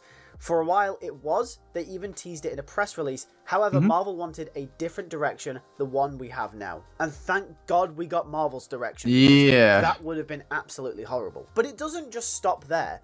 Not only did they want Null as the main villain for Spider-Man 4, they also wanted Venom to be in this movie as well. Yeah, that's right, Tom Hardy's Venom. And to be fair, actually, I think this is the one idea that wouldn't have been so bad, because I think, okay, even though the time wasn't right to do a Venom and Spider-Man crossover, I think whenever it does happen, because I can't see it not happening at some point, I think it's going to be good. You know, I think the relationship, the chemistry is going to be there. It's going to be a lot of fun. So I think that probably would have been the best part of the movie. I think we would have been sat here now going, okay, that movie was terrible, but you know what? The Venom and Spider-Man stuff was... And I think that would have been the one thing that we would have, you know, gone, okay, this is pretty good. But no, it doesn't just stop there either. Oh, and by the way, I have no idea why Humongous was wearing trunks at all in Omniverse. That just felt so weird. And the thing is, you guys have probably guessed this already, but Sony also wanted Toby and Andrew to come back. So I couldn't find where this leak initially came from, so this might be less reliable than the other reports, but there were loose rumours online at the time that Sony wanted Tobey Maguire and Andrew Garfield to return for Spider-Man 4 or Spider-Man Brand New Day. And the report is that they wanted them to essentially be a part of the whole movie rather than just sort of somewhere halfway through the movie like they were in No Way Home. That was the report. They wanted them to be a big part of the movie. They wanted to be a big team up between all of their major characters. So that's Tom Holland, Spider-Man, Tobey Maguire and Andrew Garfield, Spider-Man, and of course Tom Hardy's Venom as well. And they would have all faced Null. Now, this went on for months and months and months and months. In fact, it could have even gone on for a year, but there was constant reports of this. Marvel and Sony fighting over the direction of this movie. Spider-Man Brand New Day is one Okay. Why on earth do we have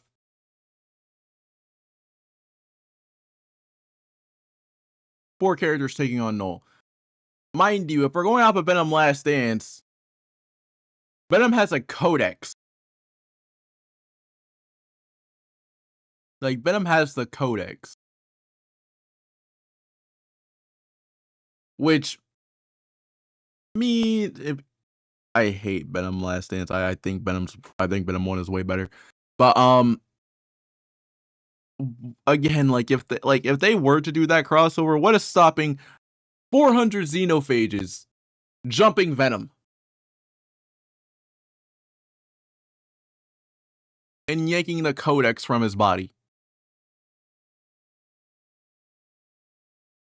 You expect 3 Spider-Men to protect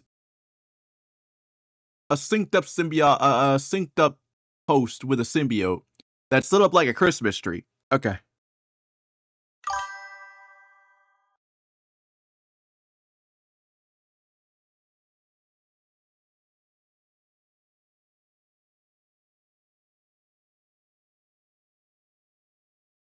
By the way, if you're ever interested in getting into Carmen Rider, I would recommend W, 000, Forza, Gam, Drive, X8, Build, Geats, or Gav as your first season, or Gav as your first season. Okay. One of the best Spider-Man movies we've ever gotten, and if it happened to be bigger and better, I say better, than Spider-Man No Way Home, I think the movie would have sucked. It would have sucked really, really badly. And yeah, I think what's also really interesting about this is that this movie would have had no room for the likes of MJ, Ned, and if they were hopping universes and worlds and different things like that, how would have they, managed that emotional through line that they had in Spider-Man Brand New Day? What would have happened there? So we wouldn't have got all of the really good stuff that we got in Brand New Day. It would have just been action, fight scenes, shallow emotional depth.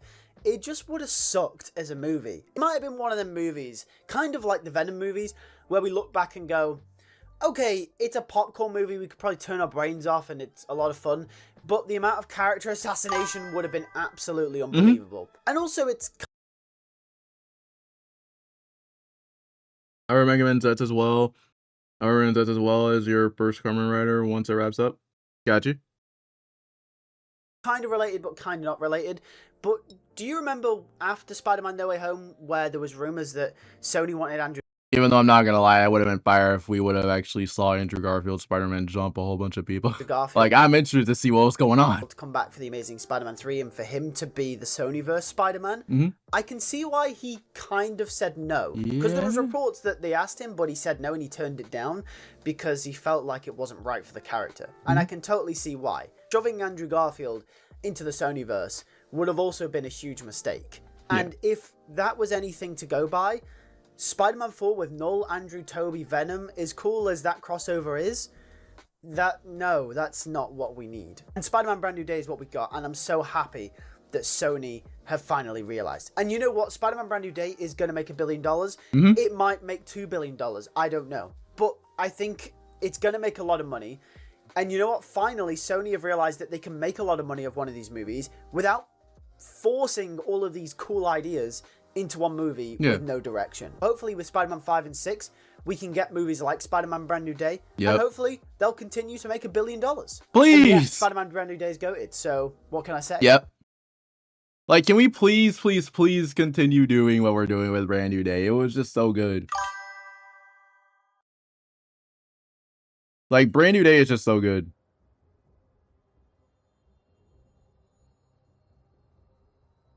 But, yo, Cyber, what were you saying the message, was...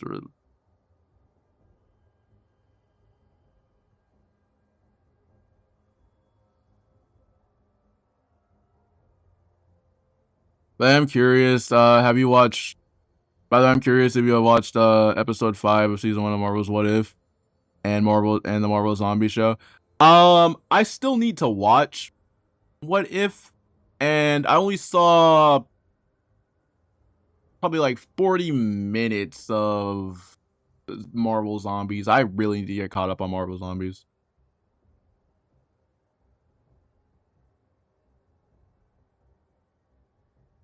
I need to get caught up on Marvel Zombies. I know that I 100% need to get caught up on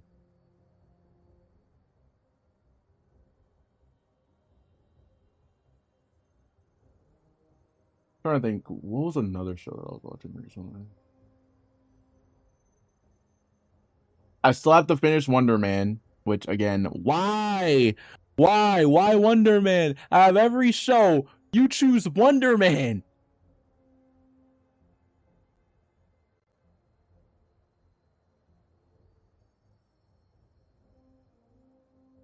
Out of every show, they choose Wonder Man.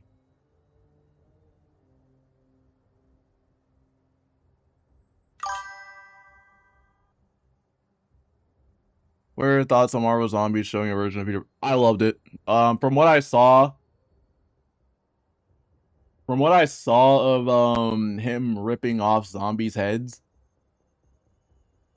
I love what I saw.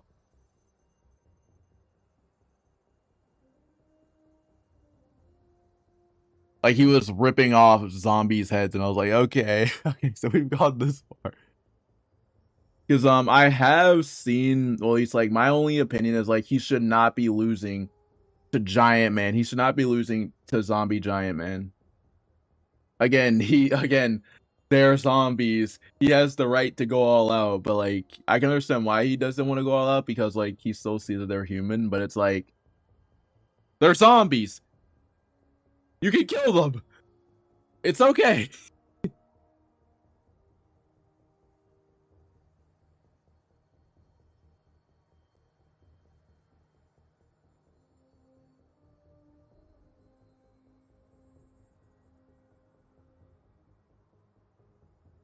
I was like, they're zombies.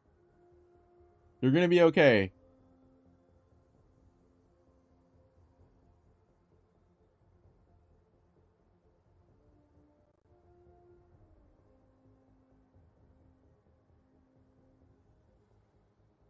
I'm gonna check out that later on.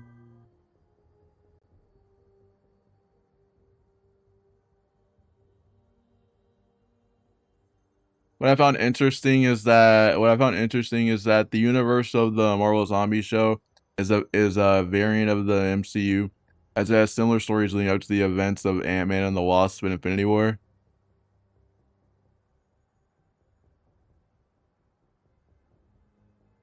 See, like now that makes it interesting. That's interesting.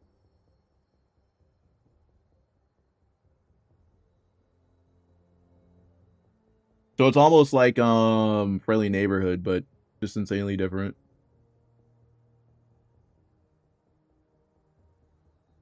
Where it's kind of like an alternate MCU timeline, which I like. And yes, I like Friendly Neighborhood Spider-Man because it's just good. It's just good.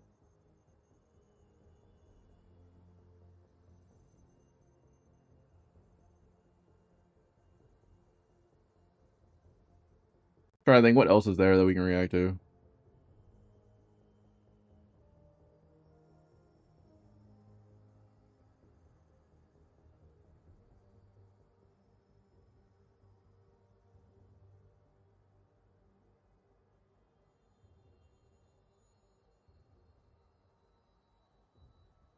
Oh yeah, we did say that we're gonna look at more Brand New Day stuff.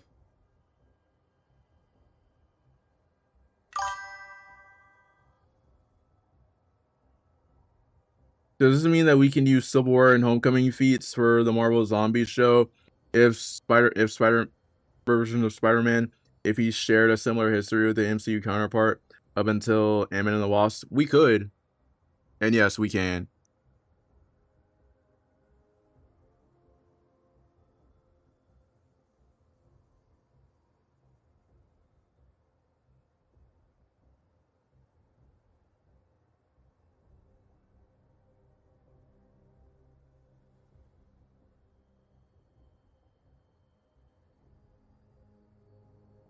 The only downside is that in context, depending on how you scale them, it's insanely different.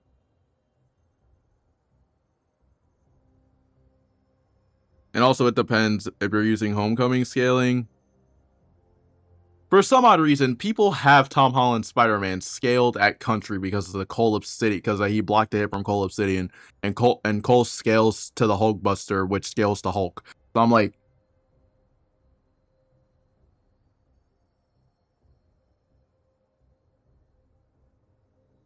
it's like, logically, if we're gonna count Brand New Day, that scaling is insanely, that scaling is out the window. But yes, we're able to use everything for Marvel Zombies, so which means the Homecoming feats are included. I mean, that is if you want to. Feels like it is an alternate timeline. We gotta check out more reviews.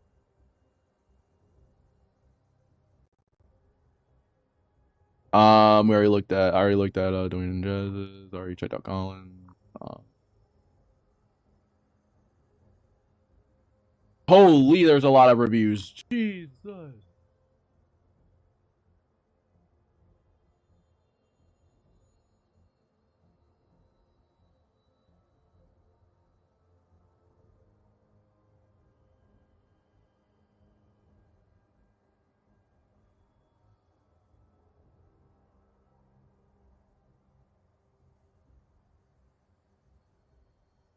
I'm trying to think, was there any other review?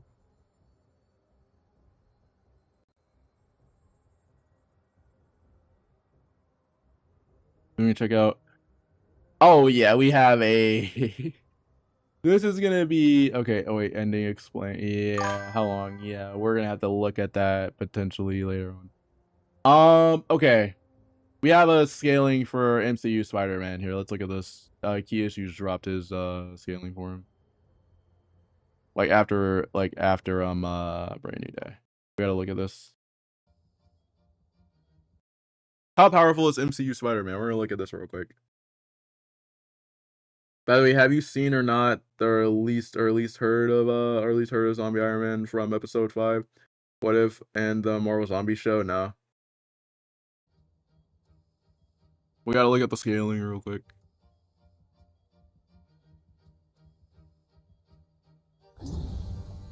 Four years ago, I made a video arguing that the Marvel Cinematic Universe's Spider-Man was already the strongest live-action Spider-Man. At the time, it was a controversial opinion. Yeah. For years, this version of Peter Parker has been dismissed as Iron Boy Jr., a kid relying on Tony Stark's technology instead of his own abilities.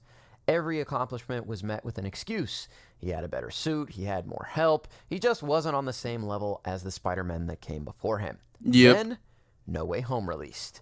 For the first time, audiences watched all three live-action Spider-Men fight side by side. Suddenly, the comparisons became much easier to make, and a lot of people began to realize just how powerful the Marvel Cinematic Universe's Spider-Man had become. But even then, the debate never really ended. Well, I don't know. I still like they scale off of Tom, so it's like. Now.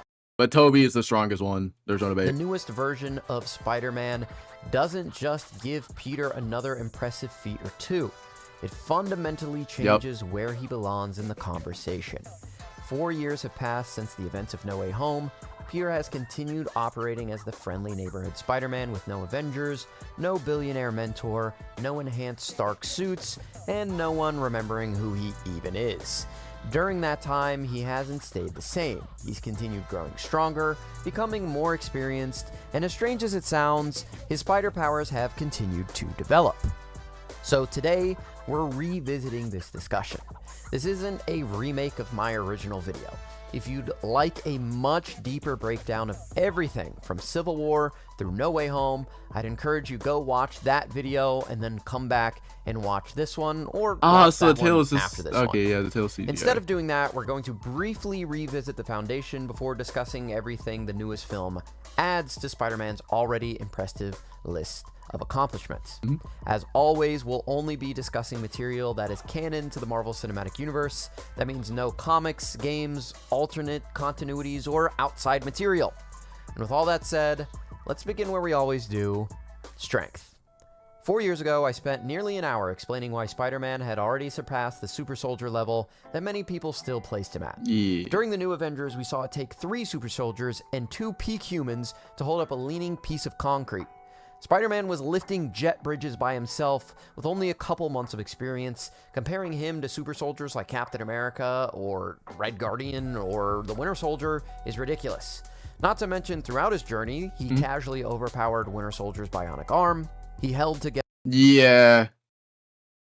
Like, I remember watching, like, spoilers by that. I remember watching Key Issues that video on this. Yeah, he made Bucky, like, him catching Bucky's arm, he made it malfunction and he was freaking out. Together a fairy weighing hundreds of thousands of pounds. He caught Call Obsidian's attacks head on, and he even staggered Giant Man. He survived repeated attacks from Green Goblin and ultimately defeated him while fighting through multiple broken ribs. Those feats haven't gone anywhere. If anything, they've aged even better. One criticism I saw over and over again after my original video was that Spider-Man simply lacked experience compared to the other live-action versions, and honestly, that was a fair point at the time. During Civil War, Peter had only been Spider-Man for about 6 months. Homecoming takes place during his first year. Infinity War, Endgame, Far From Home, and No Way Home all happen within a relatively short span of time. Yeah. Peter grows tremendously throughout those films, but he's still learning what We gotta kind look of at the hero he scaling. wants to become and how strong he truly is. That criticism doesn't really exist anymore. Okay. By the time this newest movie really gets into the first act, Peter has spent 4 uninterrupted years protecting New York almost entirely on his own. No Stark technology, no Avengers, no Nick Fury, no safety net, just Spider-Man. We saw that with Tobey's Spider-Man, we saw it with Andrew Garfield's Spider-Man, and now we've seen exactly what another 4 years have done for the MCU version. The first indication of his increase in power comes from something pretty unexpected. Peter creates a web cocoon after the traumatic experience of seeing the love of his life with another man. Yep. It's made clear that this isn't something Peter has chosen to do. It's simply It was something that he his wanted. body It is was something that he changing wanted. Yep. just as spiders undergo different stages throughout their lives. Peter's powers have begun developing beyond what we've seen in any previous live-action adaptation, outside of any symbiote enhancements. Earlier in the film, Spider-Man mutation. and Scorpion are portrayed as relatively even opponents. They're capable of pushing each other throughout the fight, and neither one is completely able to dominate the other. But later, after Peter embraces these new abilities, that balance disappears. Spider-Man absolutely tears through Scorpion. The difference isn't subtle. Scorpion goes from being a legitimate threat to barely slowing Spider-Man down. That alone would already suggest a massive increase in strength, but the film doesn't stop there. One of the most impressive sequences comes during Spider-Man's confrontation with the Hulk. Now, before Yeah, explain that, because the scaling for Hulk is broken right here. anyone jumps into the comments, no, Spider-Man doesn't overpower the Hulk.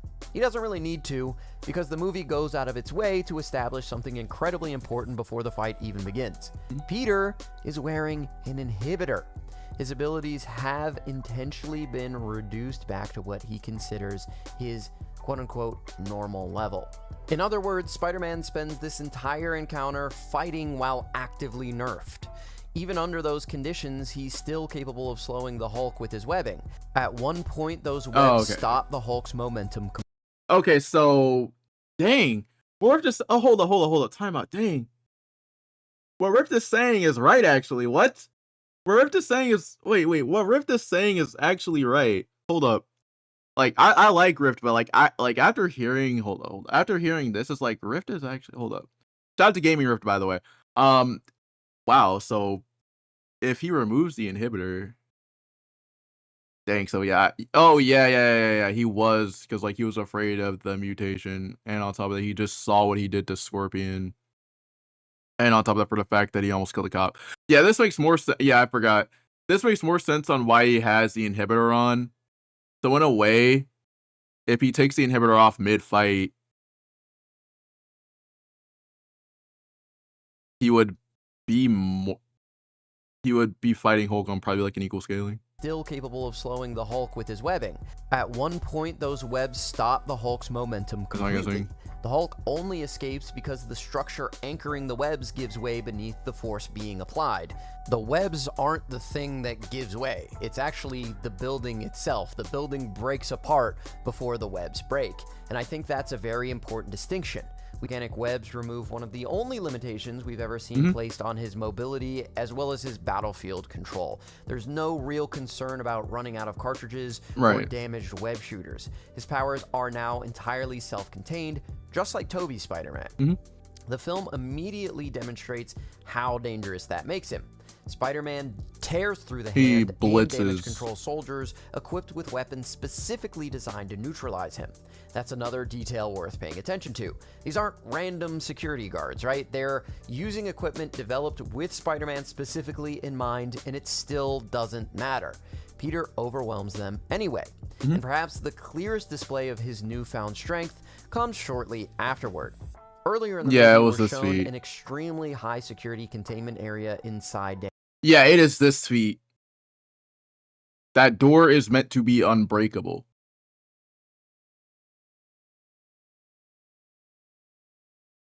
Damage control. This is where they're keeping Jean Grey, one of the most powerful beings they've ever encountered. Every indication we're given is that this is one of the most secure locations in the entire facility.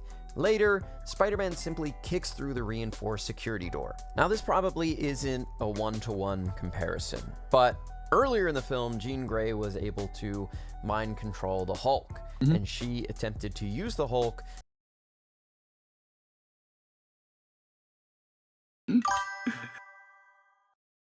Is really trying to debate power scaling in superhero media where feats are inconsistent as hell? My guy, as a guy who is into power scaling is a mess.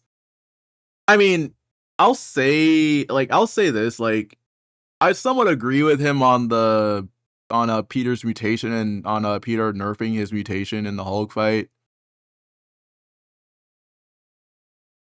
Because, like, that would have actually got a chance to, because, like, we would have actually got a chance to, because, like, it's like what Key Issue says, like, we would have got a chance to see how strong the mutation is. Because, like, we already saw what he was able to do to Scorpion. He blitzed Scorpion. So it's like, in context, especially right here with Hulk, like, he should have taken the inhibitor off, especially if he was on the verge of death. To get into a vault within damage control. Now, that door was much bigger than this one, but I would consider both of them very, very high levels of security. Even though, granted, the door, even though the door in Brand New Day is pretty much considered to be the most highly secured and the most unbreakable place inside the building. So it's like if we're gonna essentially apply the unbreakable stuff to basically, if it's unbreakable, we're gonna do the same thing for Spider-Man 2 with the symbiote, where Kraven had an unbreakable cage. It's like,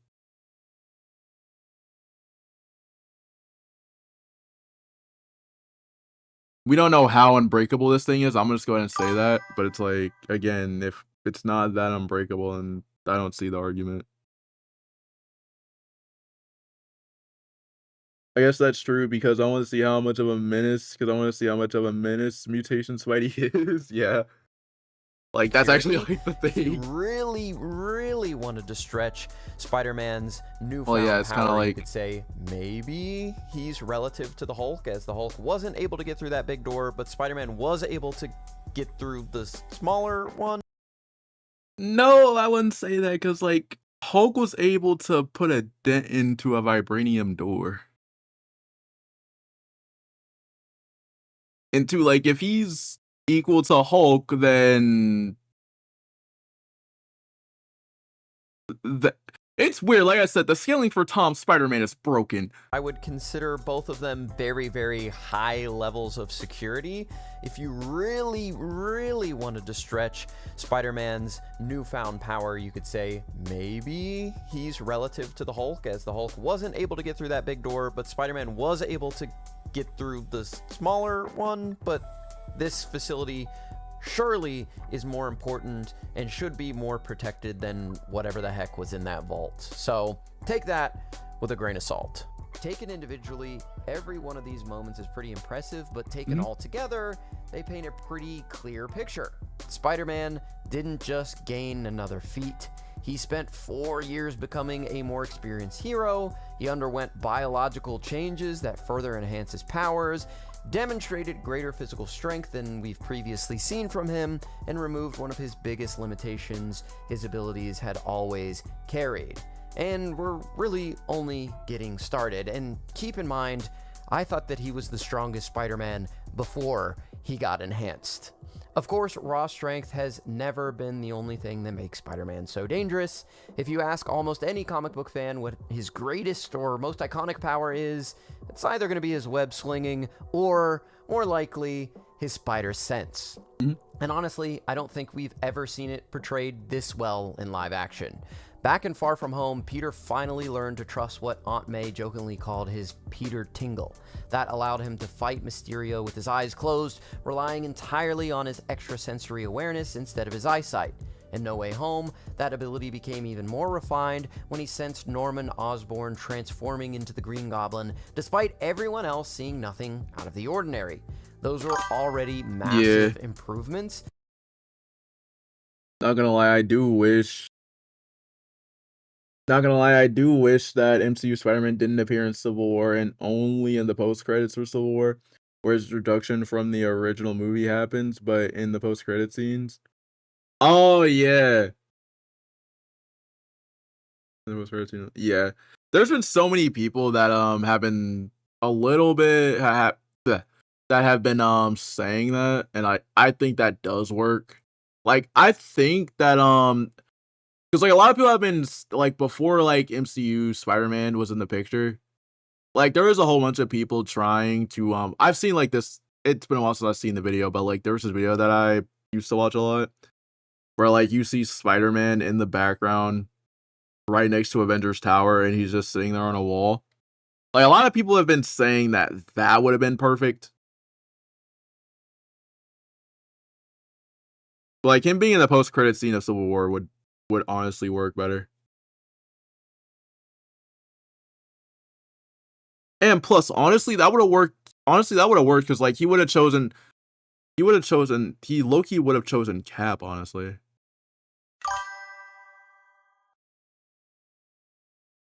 I feel like that would resolve the issue of Tony Stark bringing a teenager into a literal airport battle.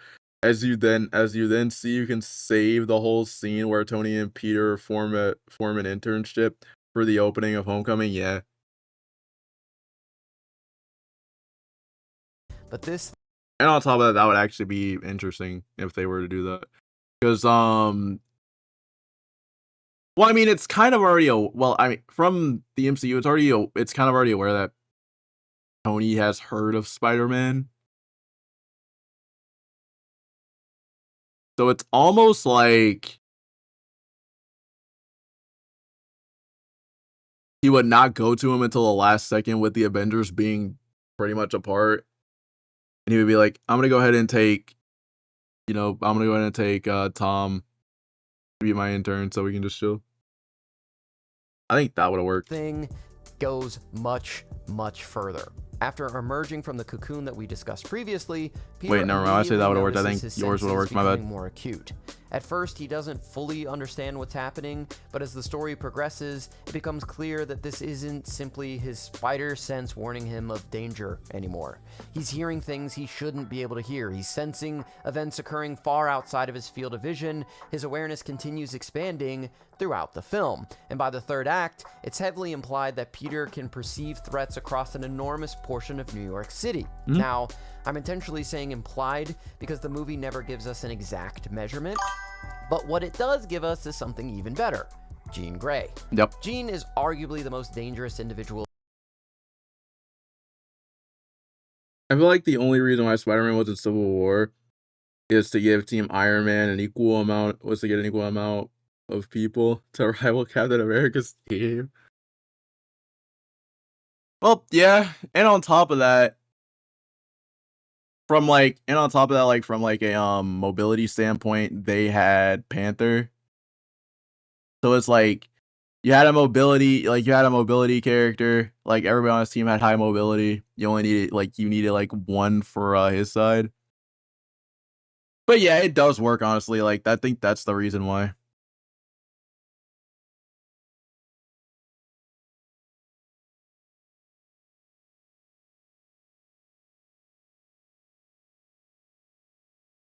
Spider-Man encounters during the entire film. Her telepathy begins with a relatively limited range. She can mentally dominate individuals within roughly a dozen yards of herself. And when her true power finally emerges, that range expands dramatically until she's capable of influencing everyone within approximately a kilometer. And it doesn't stop there. We see her influence continue spreading as the third act progresses. Nearly everyone falls under her control. Heroes, civilians, entire crowds. Even Bruce Banner was controlled. But this was before she even realized the full capabilities of her power. So let's just think about this for a second.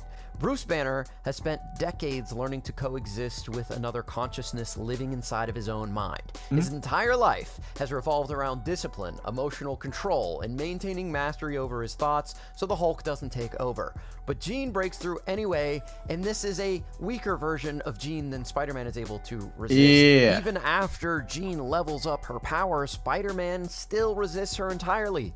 Peter remains completely immune while everyone around him loses control.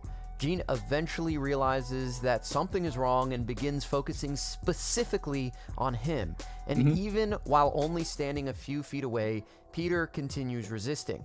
While it's clear she is stronger than she was before, Spider-Man can still move and speak under his own will. Eventually, Jean is only able to enter his mind because Peter allowed her. And that's an incredibly important detail. She doesn't force her way in, she doesn't overpower him.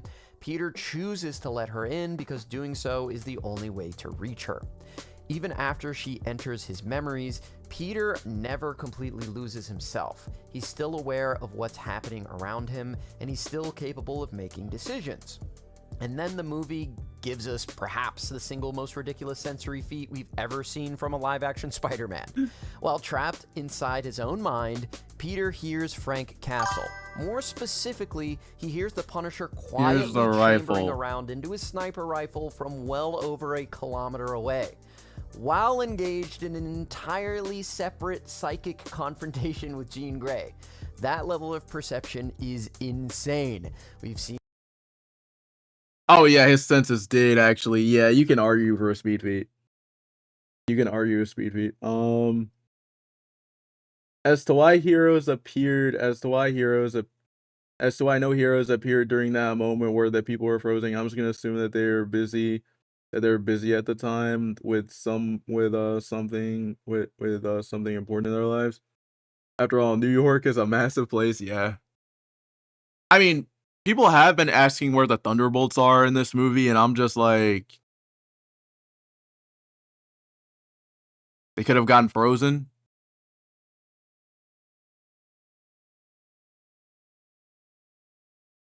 Hold on. You could, yeah, it's kind of weird, especially with him getting this amp. Like, you can argue a speed feat. That level of perception is insane. We've seen Spider-Man dodge bullets. We've even seen them react to lightning. But we've never seen anything quite like this. Of course, these new sensory abilities aren't the only permanent change. The organic webbing deserves some discussion as well. For years, one of the defining characteristics of this version of Spider-Man was his homemade web shooters. Peter invented them himself while still in high school. That accomplishment has always been one of his best demonstrations of his intelligence, and thankfully the movie doesn't take that away from him. The mechanical web shooters still represent one of Peter's greatest inventions, but he simply just doesn't need them anymore. And speaking of intelligence, he was able to match wits with Bruce Banner, and in just a couple days, made a custom inhibitor chip that could dampen the superpowers of any being, no matter what. I think this is just another of the many examples of Spider-Man being smarter than Bruce and even Tony Stark. Combined with everything else that we've discussed, it creates a version of Spider-Man that's operating on an entirely different level than the one that we met in Civil War. He's stronger, he's more experienced, his senses have evolved, his webbing has evolved, and perhaps most importantly, he's no longer relying on Tony Stark's technology to bridge the gap between himself and stronger opponents. His own body has become stronger. So, is the argument finally over? I think so. 4 years ago, I argued that Marvel Cinematic Universe's Spider-Man was already the strongest live-action Spider-Man, even if many people weren't ready to admit it yet. Since then, he spent 4 years protecting New York almost entirely on his own. He's continued refining his abilities. He's matured as both Peter Parker and Spider. I'm pretty much sure that the Thunderbolts don't really care that much about street level stuff, as they're more connected with larger threats. And by the time they would have heard of the incident, it would have been over at the time. I mean, yeah, but it's implied that Yelena knows what's going on.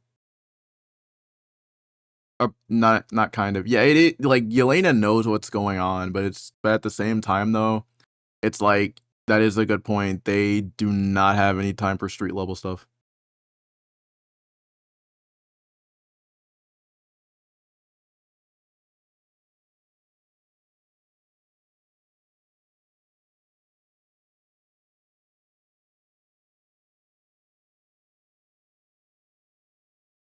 Heck, they're probably preparing for Doomsday, and Thor's just walking like, and Thor's looking at him just like, this is the G League. Spider-Man. And now, after undergoing a literal biological evolution, he's demonstrating levels of strength, perception, and mental resistance we've never seen from another live-action version of the character. That doesn't diminish Tobey Maguire's Spider-Man, it doesn't diminish Andrew Garfield's. Okay. Both remain incredible interpretations of the character, and each has accomplishments worthy of respect. But when we're talking strictly about capabilities, strength, experience, spider sense, adaptability, intelligence, overall power, I don't think there's much room left for debate. The MCU's Spider-Man has surpassed them, and considering where his story seems to be heading, I'm not convinced he's anywhere close to reaching his ceiling yet. Okay. Thank you everybody for coming back to Key Issues and checking out this video. I don't know how many views it's going to get. 100, 1,000. All right, that's actually a good video. I don't know. This is actually a good video. Even though like I'm still 50-50 on there's certain scale, especially for Hulk, like, but like I do like see, look, like even like I think that it's safe to say that like even if Tom does pop the mutation, that fight would have been more entertaining. Let me see what else is there. Obviously we have this, which is I want to react to this, but I'm gonna react to this later on. I want to check this out later on. I'm gonna go ahead and we're gonna go ahead and play some more. We're gonna play some more Spider-Man 2 real quick. But give me 1 second, chat. I will be right back. Dun dun dun. Dun, dun, dun.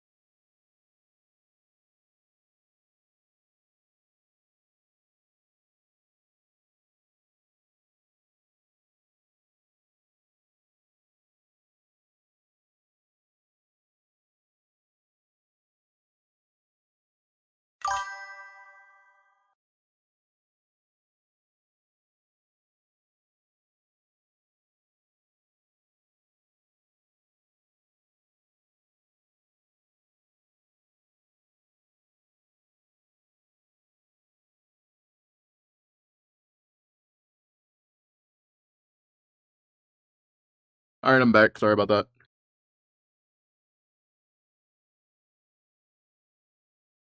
Load this back up.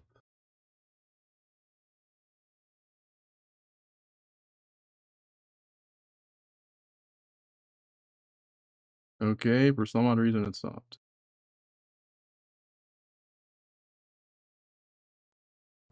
There we go. Okay, we're good.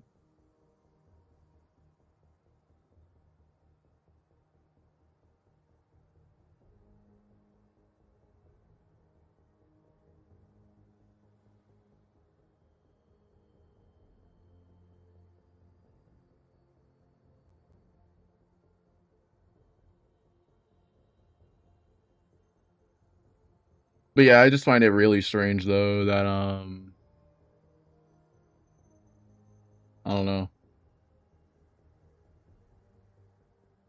Like the scale, like I said before, like the scaling for Brand New Day is completely broken. I like the movie. I gave the movie a 9 out of 10.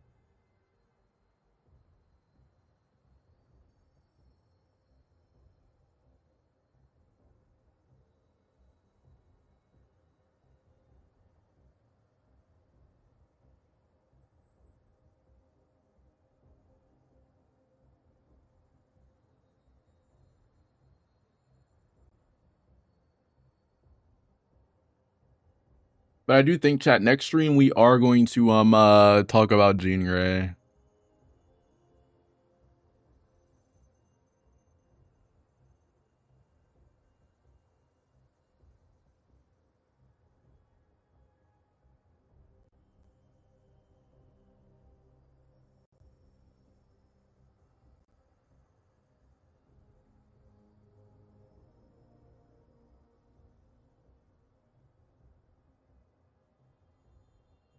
But I do think though this is where we're gonna end the stream for today though. So I appreciate y'all for coming out. This is where we're gonna end the stream, at least for now. I'm gonna be streaming tomorrow, obviously. But other than that, I appreciate you guys for coming out. Y'all are amazing. Subscribe if you guys are new. We're gonna be talking about Brand New Day for a little bit. I think tomorrow's stream we're going to be talking about Jean Grey. We're gonna be talking about like if Jean Grey is a good villain. But other than that, I'll see you guys later. Peace.